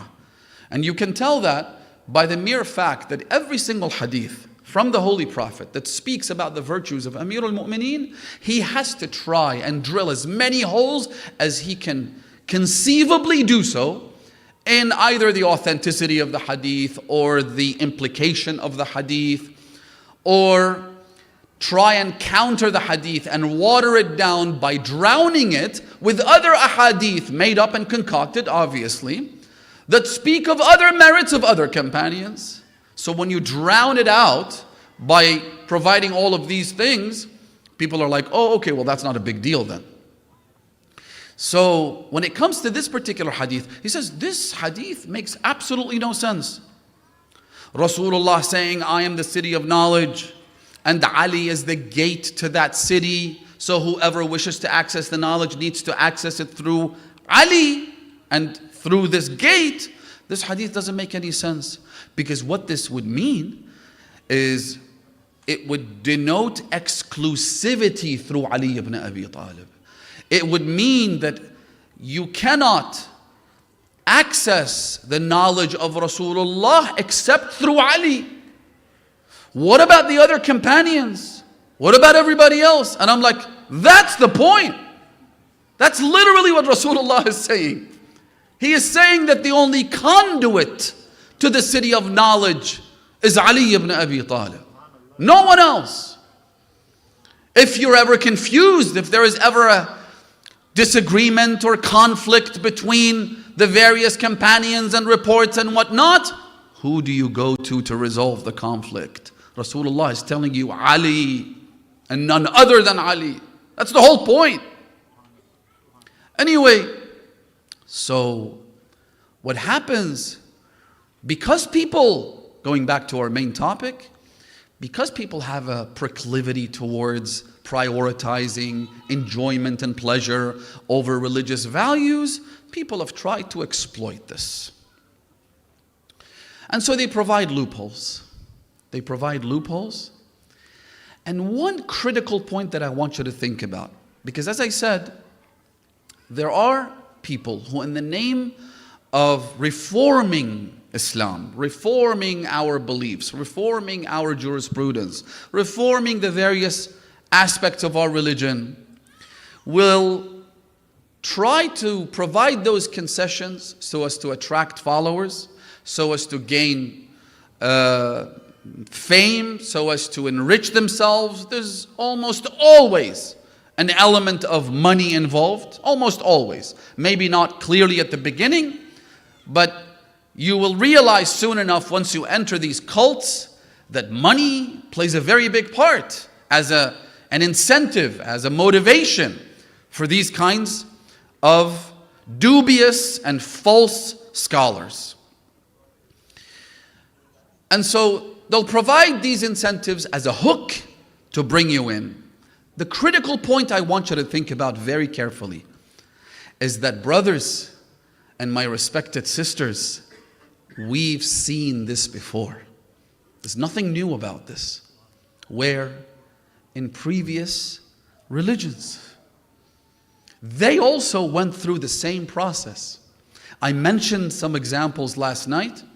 I'll mention a few more examples tonight to highlight the fact that previous revelations were distorted because the clerical establishment, who became powerful, wanted to retain that power and that influence by providing concessions, by offering the religion for sale. They already did that. And Rasulullah famously warned us. He said that whatever the Jews and the Christians did, you will follow in their footsteps. فَلَوْ دَخَلَ أَحَدُهُمْ جُحْرَ ضَبٍّ لَدَخَلْتُمْ مَعَهُمْ حَذْوَ النَّعْلِ بِالنَّعْلِ. The Prophet says, you will walk in their footsteps. That's why it's important to understand their history. It's important to see where they went wrong. Because Rasulullah says you will do the exact same thing. And if one of them entered into a rabbit hole, you will enter the same rabbit hole. Why do you think the Quran tells us all of these stories about Bani Israel?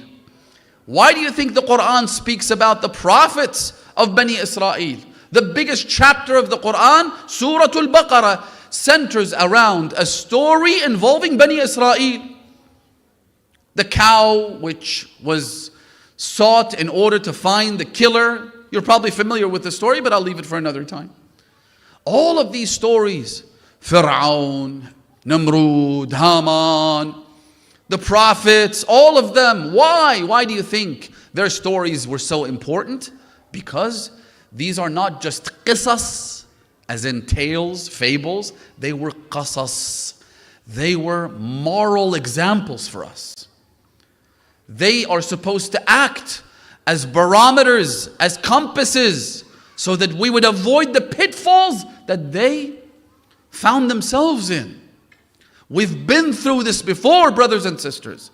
Now it starts with edicts being issued about the purity of dogs, about the permissibility of fasting on the day of Ashura. Can you believe that in 2024, we have people who think that we've solved all the problems in the world, except for one, which is that people really want to fast on the day of Ashura.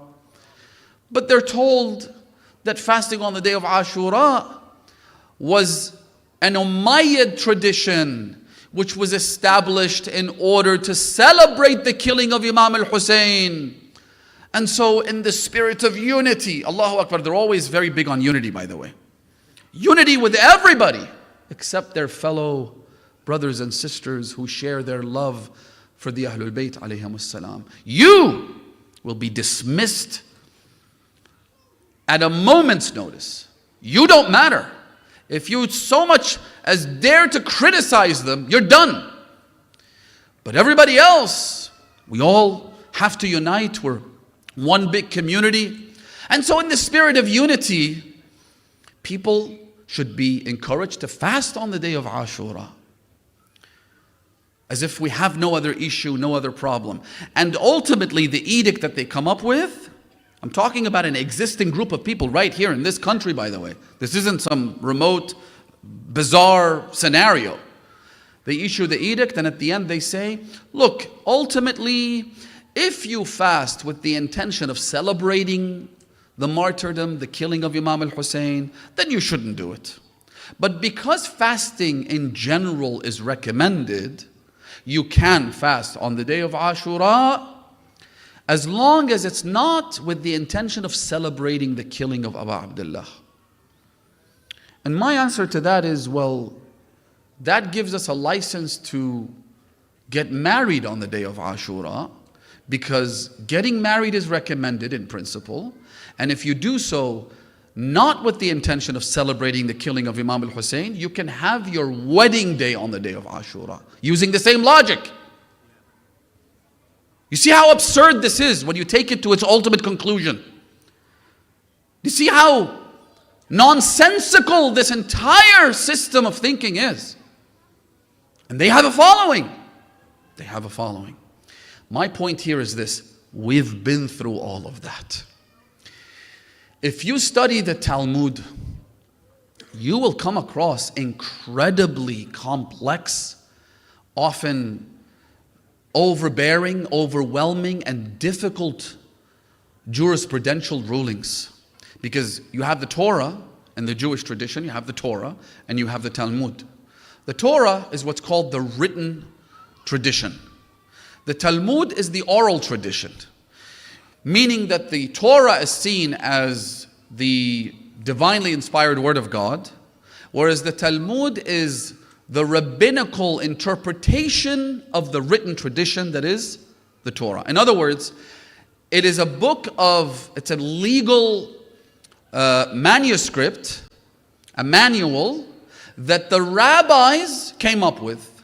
It wasn't revealed by God, but the rabbis produced it. Although they make the argument that the Talmud is also infallible. Just as the Torah is infallible, so is the Talmud. Because, and there are examples of how certain rabbis tried to prove their point of view, which was at odds with the opinions of other rabbis, and so they performed miracles in order to prove their point. So if you can invoke a divine miracle, then surely this has to be correct. They also believe in the concept of ijma', so if all the rabbis agreed on one thing, once again it becomes bulletproof and it becomes infallible and inerrant. But if you read the Talmud, there are some really strange and bizarre scenarios and extremely difficult jurisprudential rulings that are almost impossible to follow. There are videos of people who escaped their communities and abandoned Judaism as a religion, and they explain that the difficulties, the burden of being a practicing Orthodox Jew was just too much for them. And so they cite some examples which, as Muslims, you'd be sitting there thinking, our own community thinks our religion is difficult, they should have a listen to this.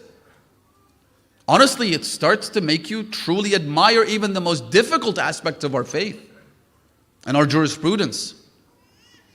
Anyway, but there are things that many of you might be familiar with. For example, the fact that on the Sabbath, on a Saturday, you're not supposed to work. You're not supposed to even leave the house. You're not supposed to operate any machinery. You're not supposed to even press the elevator buttons. And so here's where loopholes are created in order to facilitate a life that is unburdened by all of these very strict and difficult laws. And so on a Sabbath, the lift stops at every level. You don't even have to press the button, right? The oven, which is supposed to cook the meal for the Sabbath, it's programmed, pre-programmed, so that it starts to work and cook the meal before the sun sets on the eve of the Sabbath, and then stops at a specific point. And all of these things are designed in order to make the rules associated with Talmudic, what they call khalaqa law, easier. Otherwise it would be impractical and even almost impossible.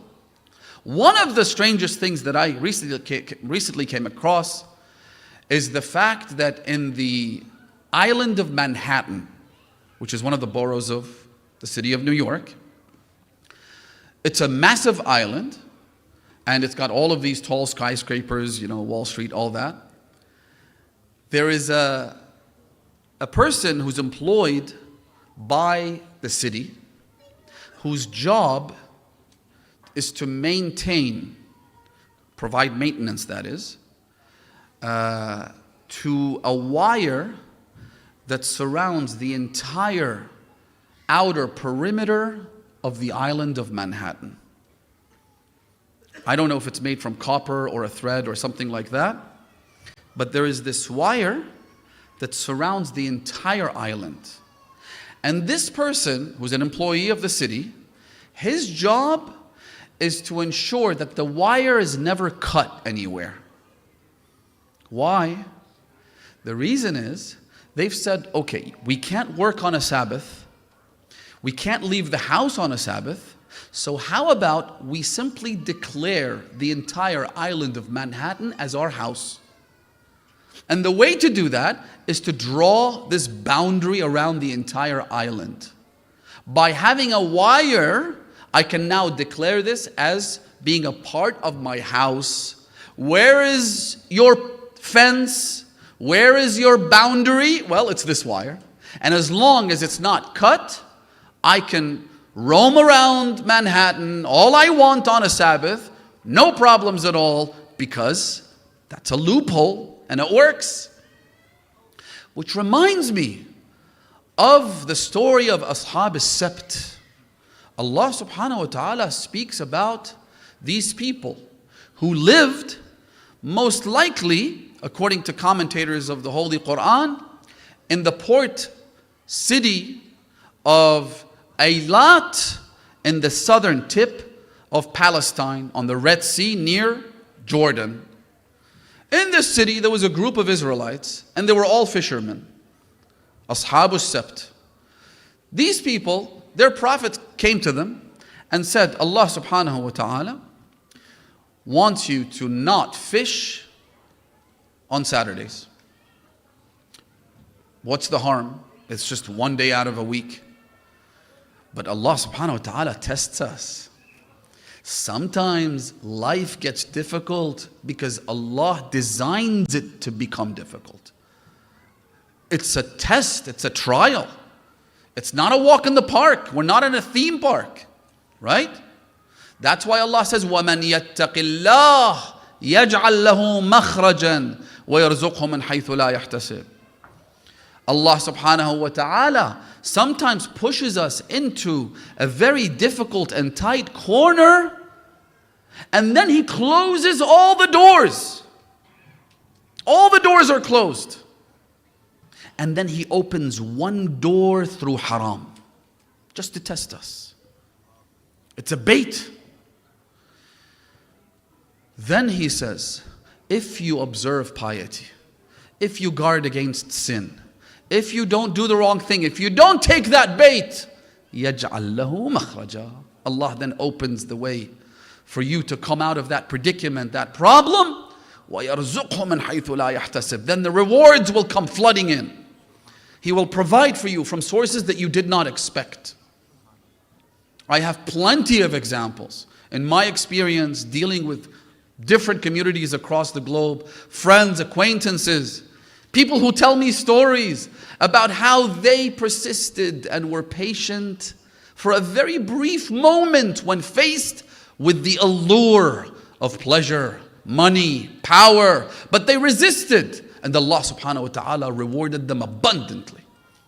And I've mentioned some of them in previous lectures. I don't want to take too much time. But this is how Allah operates. He pushes you into that corner. You have no escape except one that is illicit, one that is forbidden. If you take the bait, you're done. Allah might actually give you a lot. If you do the wrong thing, Allah might actually open the floodgates for you. But at what cost? For what? Instead, if you persist, if you resist, if you do the right thing, the test might intensify, but then towards the very end, Allah subhanahu wa ta'ala يَجْعَلْ لَهُ مَخْرَجًا وَيَرْزُقْهُ مِنْ حَيْثُ لَا يَحْتَسِبُ وَمَنْ يَتَوَكَّلْ عَلَى اللَّهِ فَهُوَ حَسْبُهُ. You might say, but how can I resist? It's so hard, it's so difficult. I'm a young man, I'm a young woman, I have desires, I have temptations. I need to release these temptations. I need to satisfy the urges that I have. The thirst needs to be quenched, right? Allah provides the prescription for that in the next verse. He says, وَمَنْ يَتَوَكَّلْ عَلَى اللَّهِ فَهُوَ حَسْبُهُ. Whoever relies on Allah. In other words, we acknowledge our weakness. We acknowledge our inadequacy. I confess to the fact that I can't do it alone, that I'm unable to resist all of these temptations all by myself. But I rely on the one upon whom every prophet and every imam relied on. وَمَنْ يَتَوَكَّلْ عَلَى اللَّهِ. Oh Allah, I can't do it by myself, I need your help. Which is why the hadith says, whenever you're faced with the temptations, recite this, لَا حَوْلَ وَلَا قُوَّةَ إِلَّا بِاللَّهِ الْعَلِيِّ الْعَظِيمِ. In other words, there is no power, there is no strength, there is no ability for me to resist these temptations except through Allah subhanahu wa ta'ala. So help me. Help me. Ya man. This is a dua that I want to teach you and I want you to remember tonight. It's very short. Whenever you're faced with affliction, whenever you're faced with a trial, a difficult phase in your life, keep repeating this. Ya man yakfi min kulli shay' wala yakfi minhu shay' ikfini ma ahammani. O one who suffices from everything. If you have Him, you need nobody. And nothing suffices from Him. No one can take the place of Allah subhanahu wa ta'ala. Nothing in your life can fill that void. Nothing can help you if Allah abandons you. Ikfini ma ahammani, suffice me from that which has afflicted me. Beautiful dua, short dua, recited in your qunut. Anyway, so Allahumma salli ala Muhammad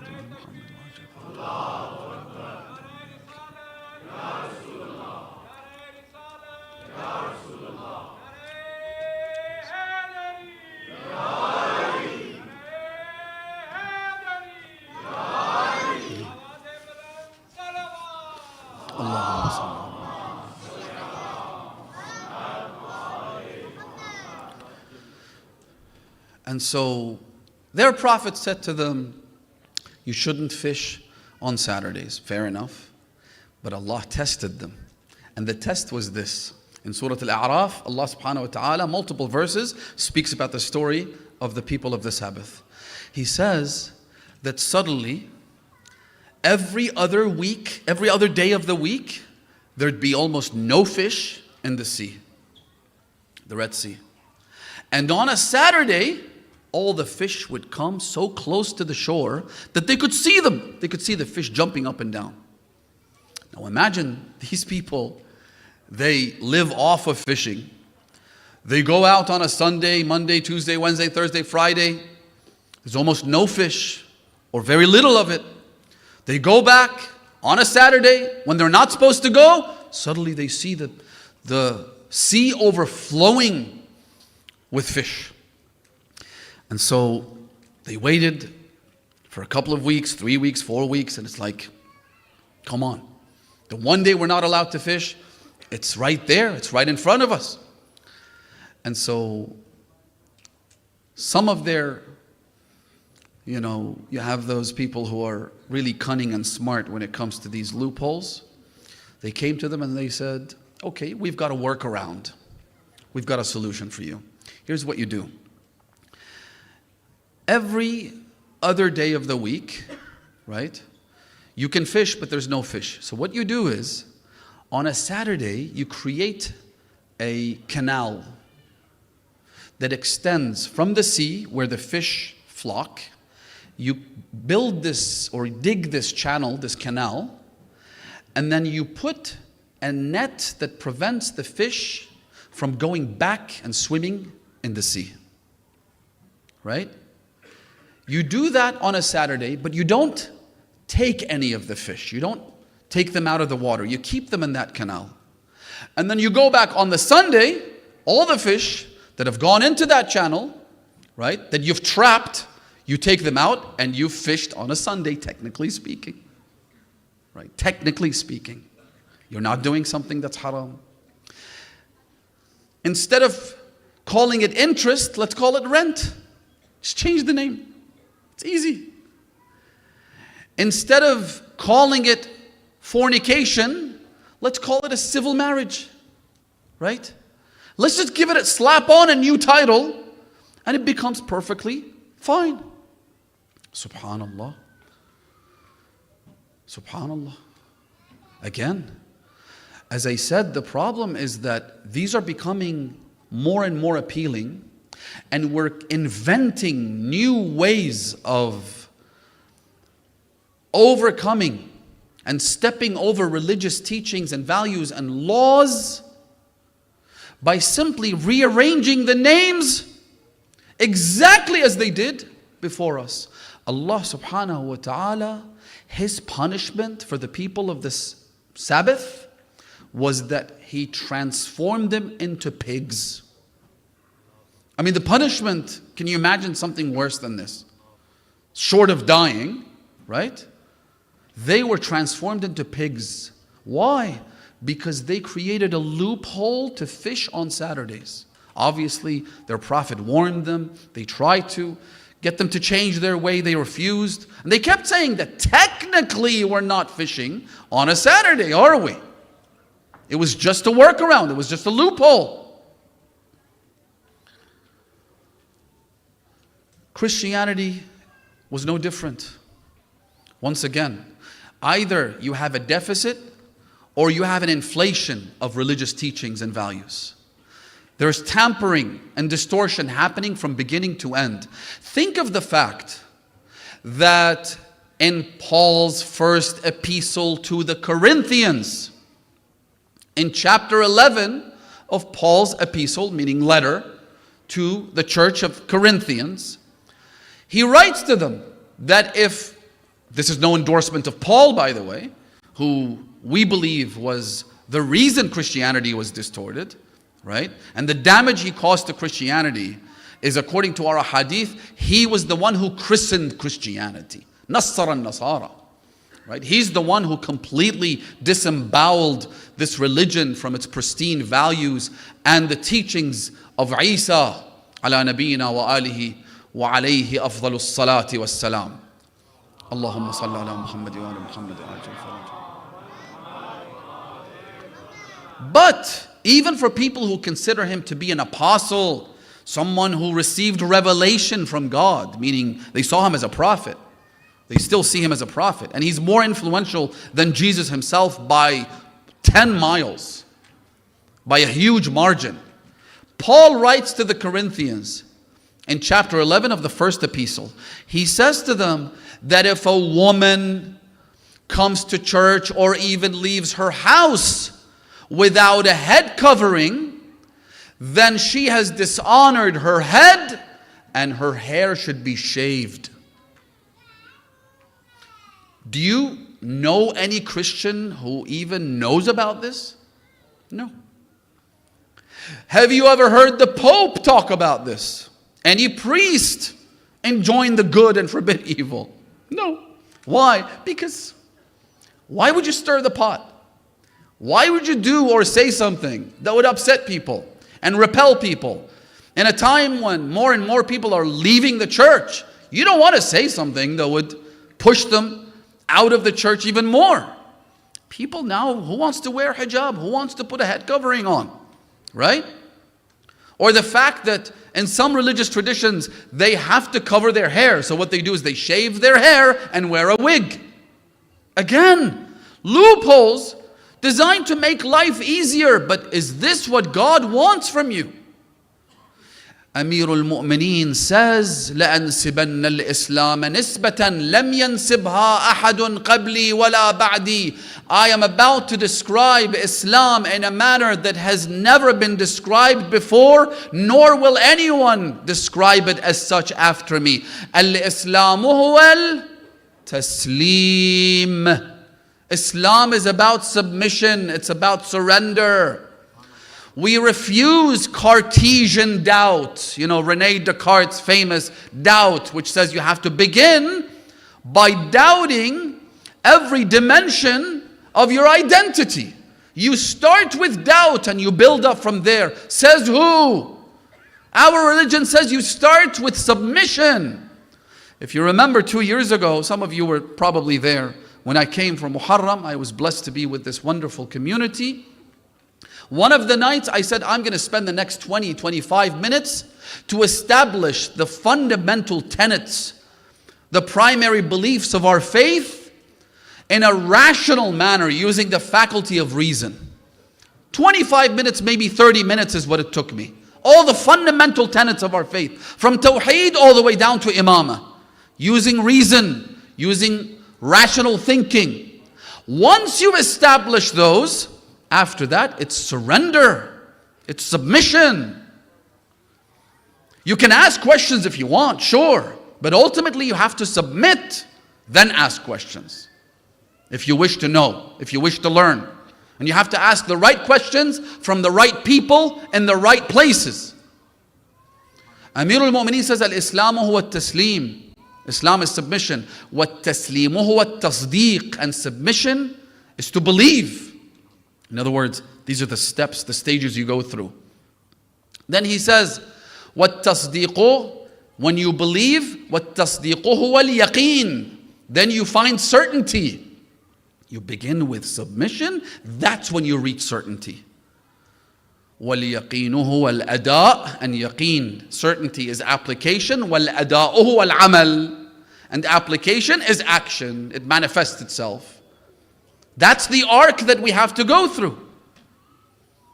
But these people, does this make any sense? That you have to pray like this and you have to do hajj like that and you have to fast from this time to that time? Does it make any sense? Maybe it does, maybe it doesn't. But that's irrelevant. It starts with submission. Rasulullah said, "Sallu kama ra'aytumuni usalli." Pray the way you see me praying. Not pray the way you think is the right way to pray. Hajju kama ra'aytumuni ahajj. Perform hajj the way you see me performing the hajj. Salat means connection. Sure, it means connection. But salah in an Islamic context means this specific set of rites and rituals. And yes, through that you will establish a connection. Absolutely. Hajj, Sawm, Zakat, Khums, all of it. All of it. Oh, why doesn't Zakat apply to pounds and dollars and euros? Because the Prophet said that Zakat applies to these very specific 10 items. That's why. In the time of Ma'mun, he decided to impose Zakat on rice. Imam al-Rida said, had God wanted to impose Zakat on rice, the Holy Prophet would have said so. Oh, but Zakat should apply on anything. Gold and silver were the currencies of the day. Now we've got dollars and pounds. Again, you're rationalizing. You're using conjecture, speculation. Dhann, as the Quran calls it, and it's not up to you to do that. Is there place for a reform in our religion? Yes, there is. And we might be able to talk about positive and acceptable forms of reform some other time. However, this is not it. People who are unqualified, people who have spent only a couple of years, a short stint in the Hawza, people to come and try to rationalize everything about our religion using their own deficient intellect. What the hadith Imam al-Sadiq famously said to Abu Basir, he said to him, "Inna deen Allah la yu'khadu bil-uqul an-naqisa." God's religion is not evaluated or measured by these deficient intellects. And whose intellect is not deficient? Everybody's intellect is deficient. If we tried to rationalize things, we would come up with an entirely new religion. We would throw it all out. But that's not how it works. That's not what Allah wanted from us. The share of inheritance, men versus women, does this make any sense? Yes, it makes sense. But even if it didn't make sense, it's God's law. It's right there in the Quran. وَلِلذَّكَرِ مَثْلُ حَظِّ الْأُنْثَيَيْنِ. End of discussion.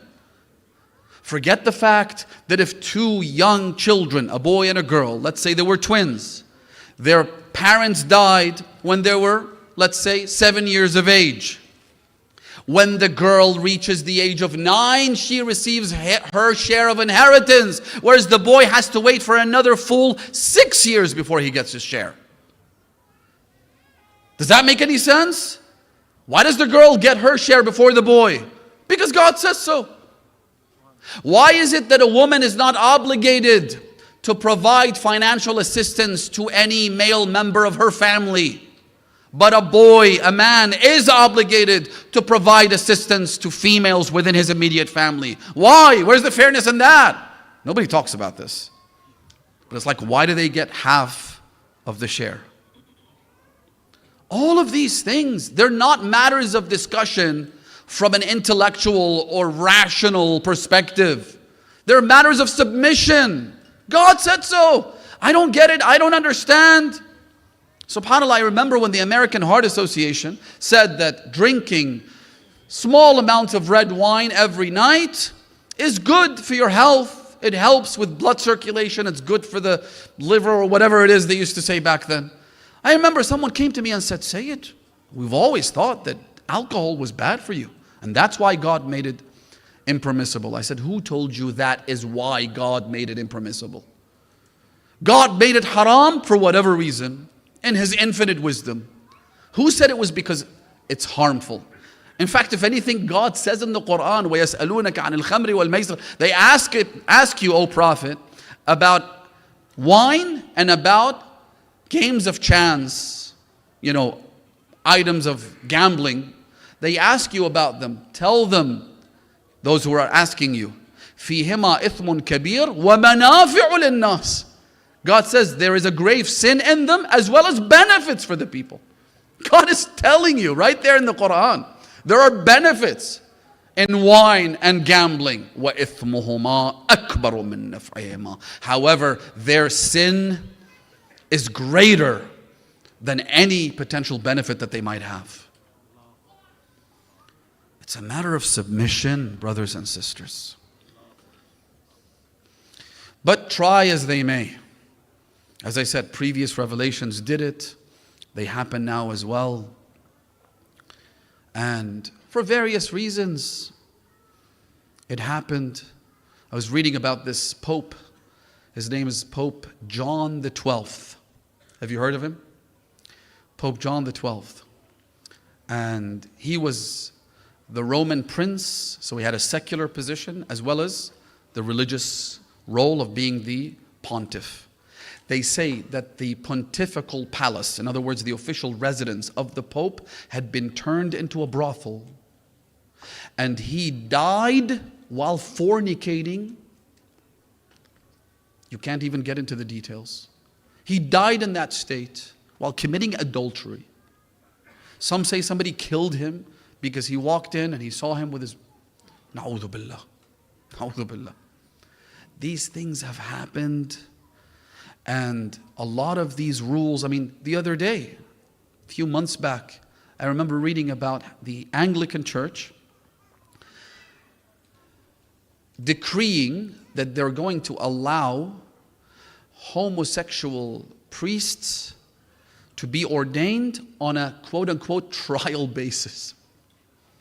And I'm like, what do you mean on a trial basis? Is it right? Is it wrong?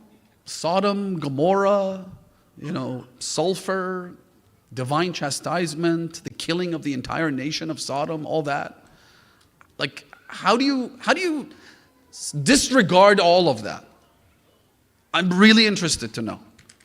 How do you somehow take the story of the Prophet Lot and completely turn it over its face and say this was about protecting this community? If we followed in the footsteps of Lot, there are TED Talks made about this. That if we want to follow the example of Lot, we should protect the homosexual community.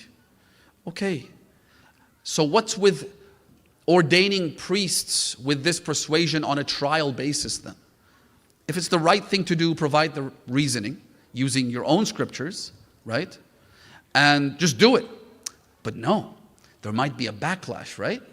And so we need to test the waters, we need to condition the populace, we need to see what the reactions are like, and so we'll do it for a while, and then maybe after that we might reconsider in about 200 years.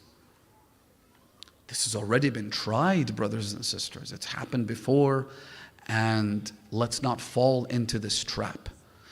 Instead of saying this religion is difficult, let's change it, instead of that say, there are difficult and challenging aspects of our jurisprudence.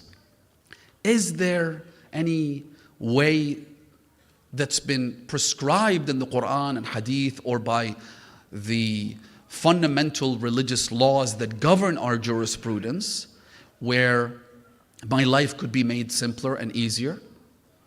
And oftentimes you will find that that is the case.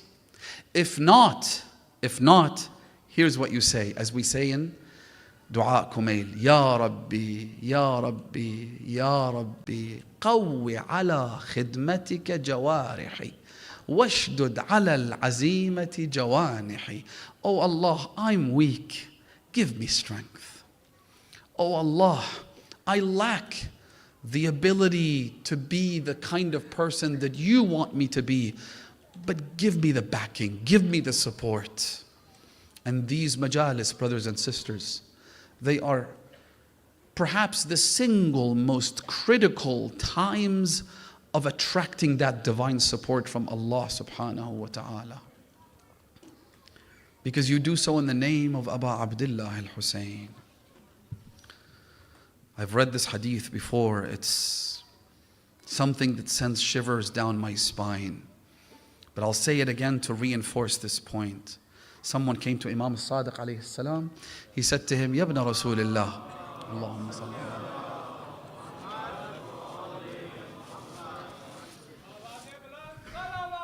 Allahumma salli.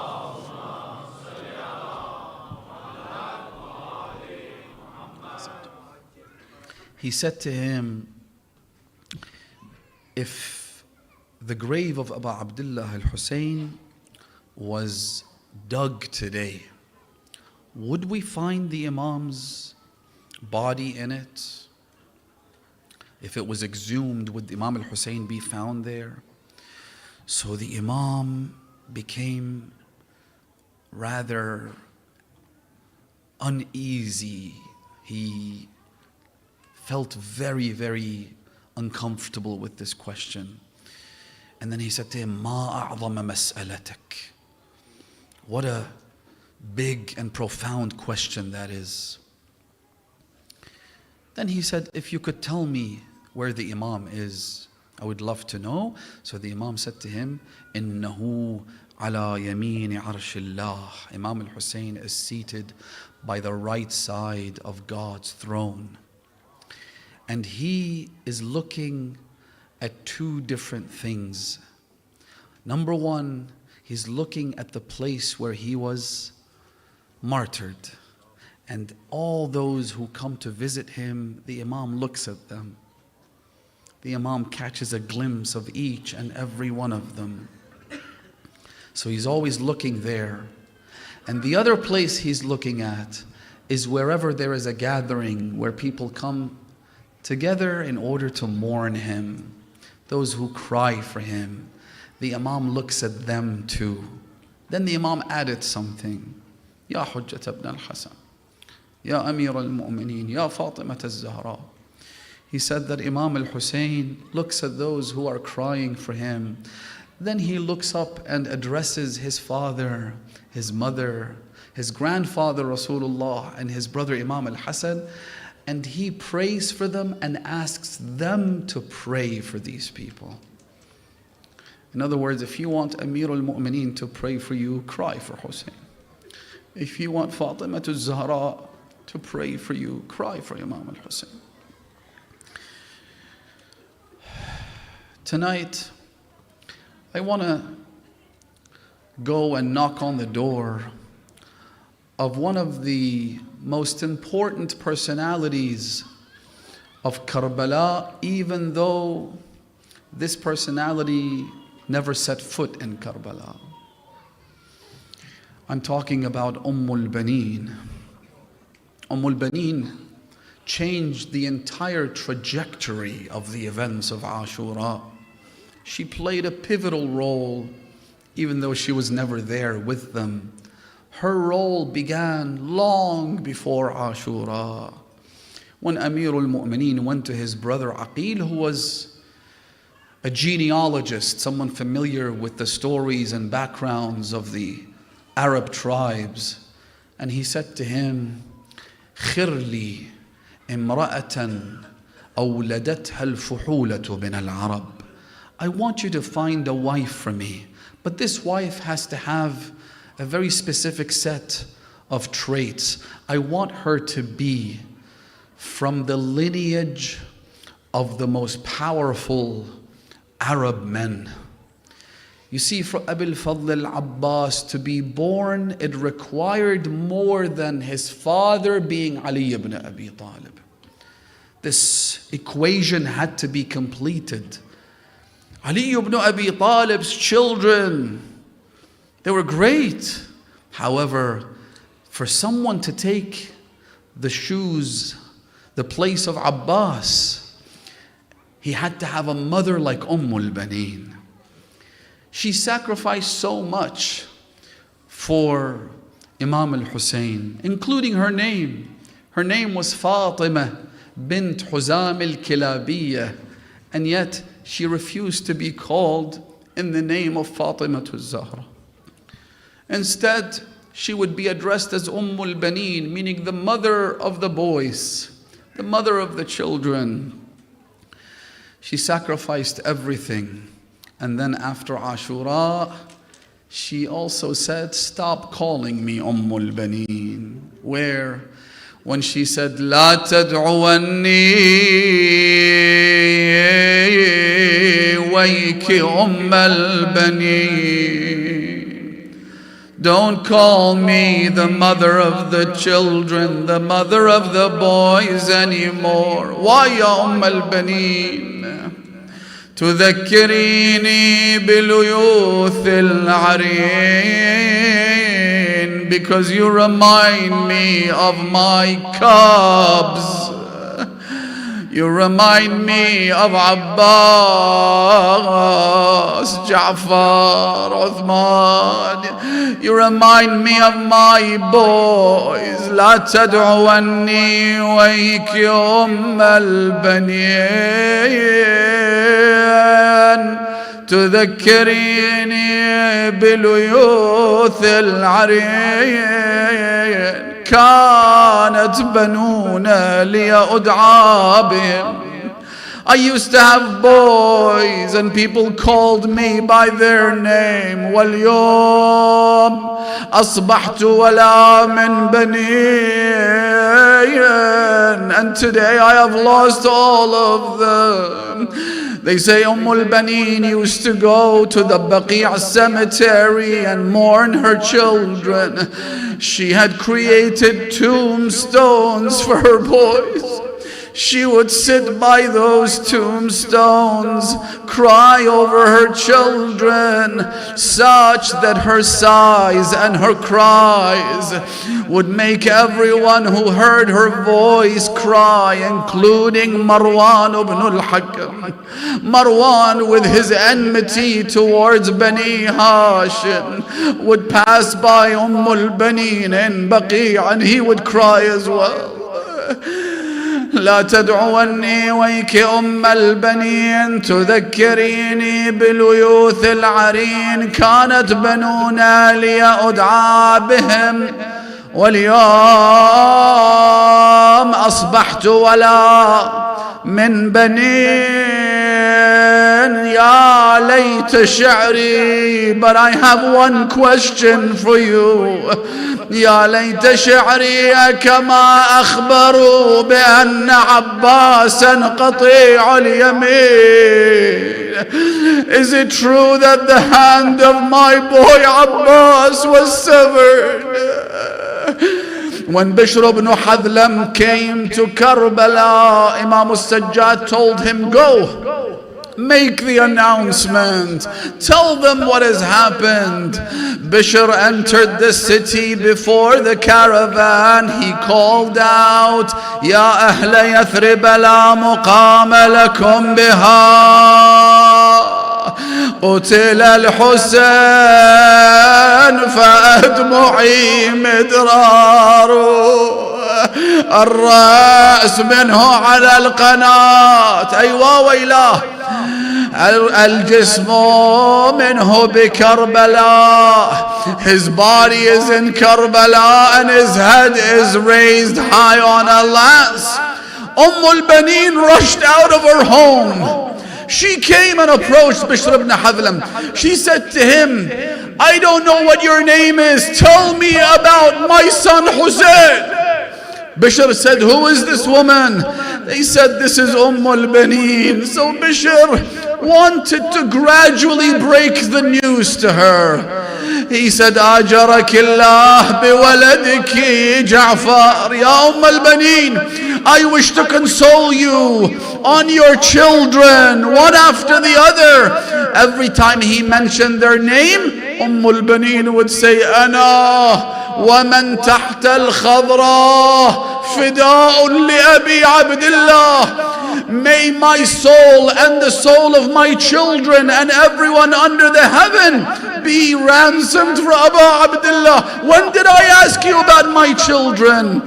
So at that point he probably thought, let me tell her one more thing. so that she gets distracted and doesn't ask about Aba Abdullah. He said, Ya al-Banin, ajarakillah biwaladikil Abbas. Look at this basira, look at this gnosis. Wallahi, brothers and sisters, if you're looking for knowledge, if you're looking for basira, if you're looking for ways to connect with the Imam of your time, get it from Banin. She then said to him, لَقَدْ قَطَّعْتَ نِيَاطْ قَلْبِي. You have torn the ligaments of my heart. Stop telling me about my boys, tell me about Hussain. When the caravan came, Lady Zainab and the other women and children, having gone through this journey, they went into their home. Lady Zainab said to the maids not to allow anyone in, so that they could cry for the first time, free from the lashes and the whips. So they heard a knock on the door. The maid went and she said, who are you? Then she came back to Lady Zainab. She said, I don't know who this is, but there's a woman who says, I share the grief of Zainab. Let me in, I want to see her. Lady Zainab rushed to the door. She said, this is Banin, open the door. When Banin came in, they say that they both began addressing each other. Banin would say, Wa waladah wa Hussainá, my son Hussain. Zainab would respond by saying, Wa akhah wa Abbas.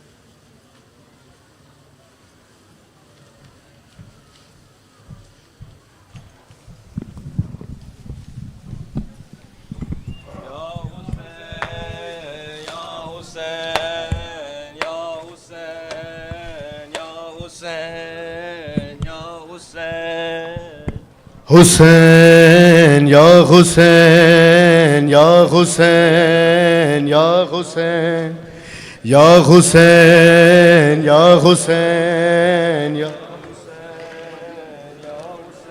Mawa Karbala diya Mawa Mawa Karbala diya Mawa Mawa Karbala diya Mawa Putra diya lasha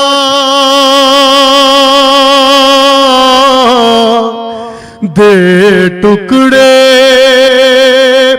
Raya lab diya vich saghrawa Mawa Karbala diya Mawa Mawa Karbala diya Mawa Hussain Mawa Karbala diya Mawa Mawa Karbala diya Mawa Hussain Mawa सारे नमाज वाला मिलके शरीक होंगे पुरसे में हे मावा पर दिया मावा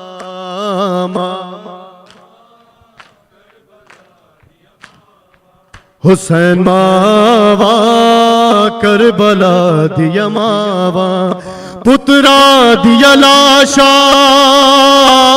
दे टुकड़े Raya lab diya vich saghrawa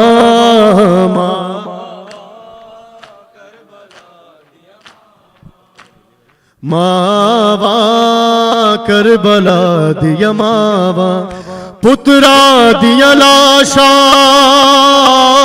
de tukde Raya lab diya vich saghrawa مل کے نام مولا سینے پہ ہاتھ مارتے ہوئے جناب سید آپ سے راضی ہوں. ماوا کربلا دیا ماوا دیا ماوا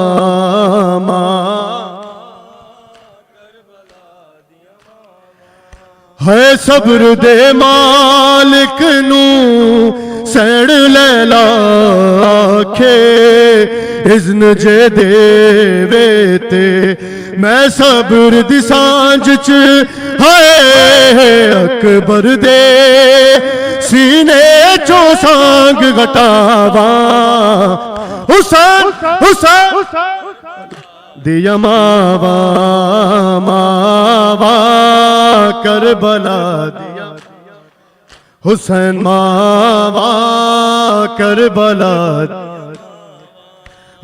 ماوا کربلا دیا ماوا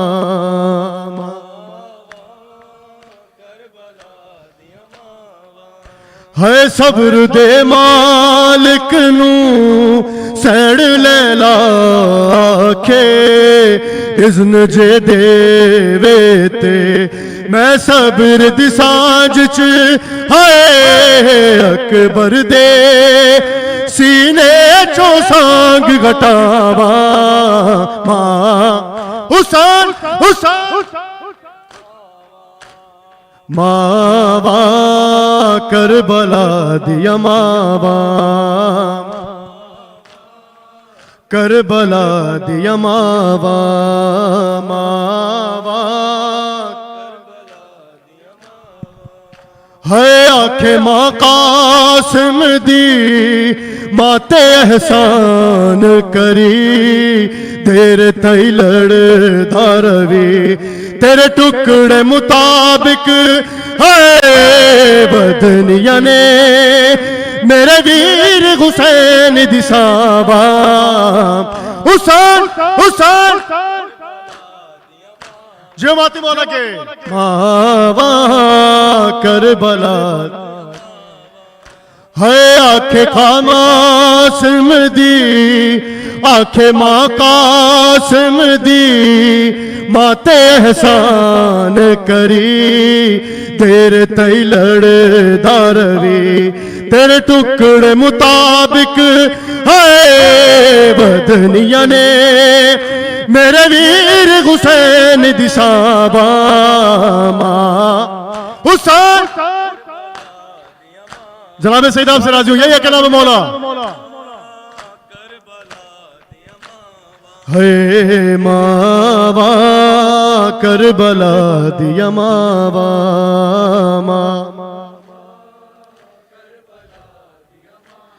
ہے ماوا کربلا دیا ماں ہے جدو قیدی ہو کے لنگیا مقتل چوں وین زینب کیتا لاشا والماوا ہے بدکھن قد رکنا جاون صحابہ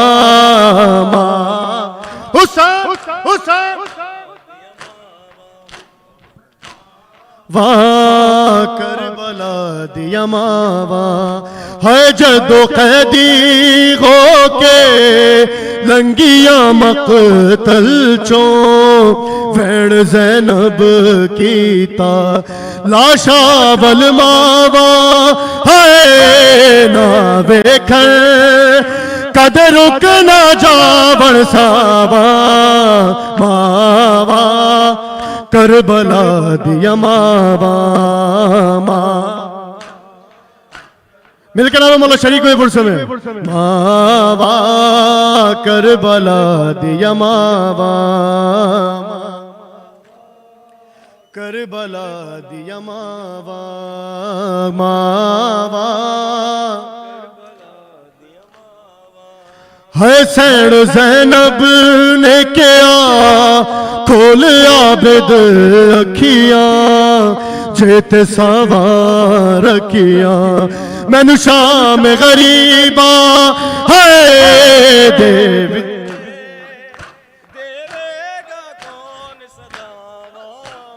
ماوا کربلا دیا ماوا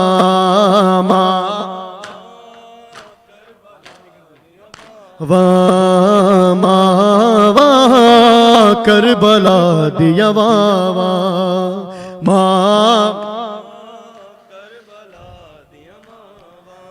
حسین زینب نے کیا کھول عابد اکھیاں جیت سوار کیا مینو شام غریبا ہے دے ویلے دے گا کون صداوا حسین حسین اے ماوا کربلا دیا ماوا اے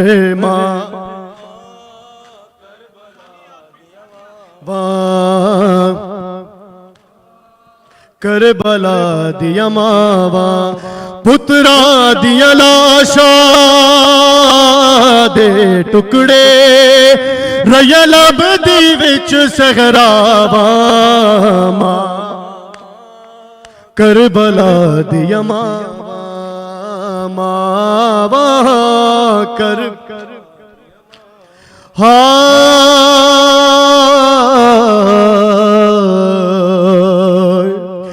شمر دے خنجر دے وار زہرا کے نال سیڑ کوے ارے میں چکیاں پیس کے پالیا سی کی بے خط گردن تو چاوا شمر دے خنجر دے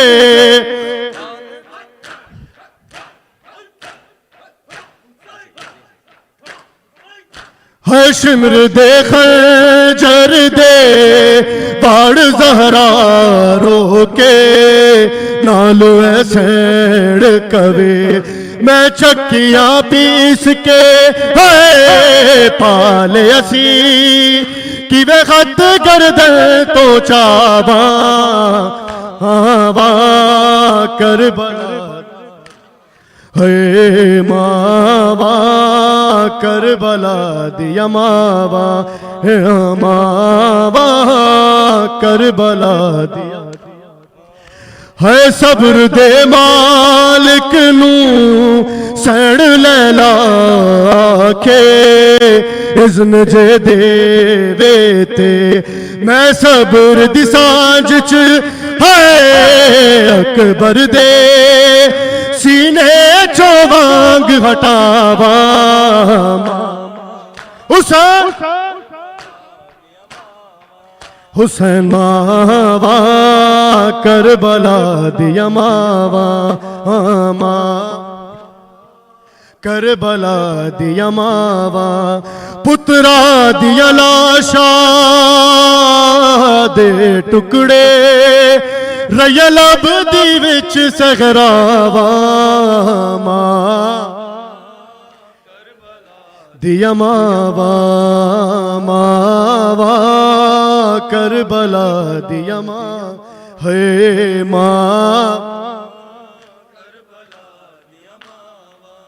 ہے آنکھیں ماں قاسم دی ماتے احسان کری تیرے تئی لڑدا روی تیرے ٹکڑے مطابق ہے بدنیا نے میرے ویر حسین دی ساوا حسین حسین دیا ماوا ماوا کربلا دیا ماوا حیا لا خیر العمل حیا مل کے نام مولا شریک ہوئی ہے نام مولا حیا لا خیر العمل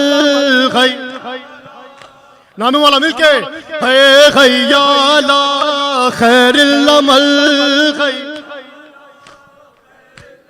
حیا لا خیر العمل حیا ماتم ماتم حیا لا خیر یا حسین یا حسین یا حسین یا حسین وہ عابد بیمار تھا وہ ہے چلنے سے جو لاچار تھا چلنے اور شام کا بازار تھا اور شام بازار تھا اور مصطفیٰ کی بیٹیاں مولا حق امام یا حسن حسین مولا حق امام یا حسن حسین یا حسین شبیر کی وہ لاڈلی ہے سینے پہ جو شاہ کے پلی سینے جس کی ابا بن میں جلی جس کی ابا بن میں جلی منہ پر تماچوں کے نشان مولا حق امام یا حسن حسین مولا حق امام یا حسن حسین یا حسین حسین یا حسین حسین یا حسین یا حسین یا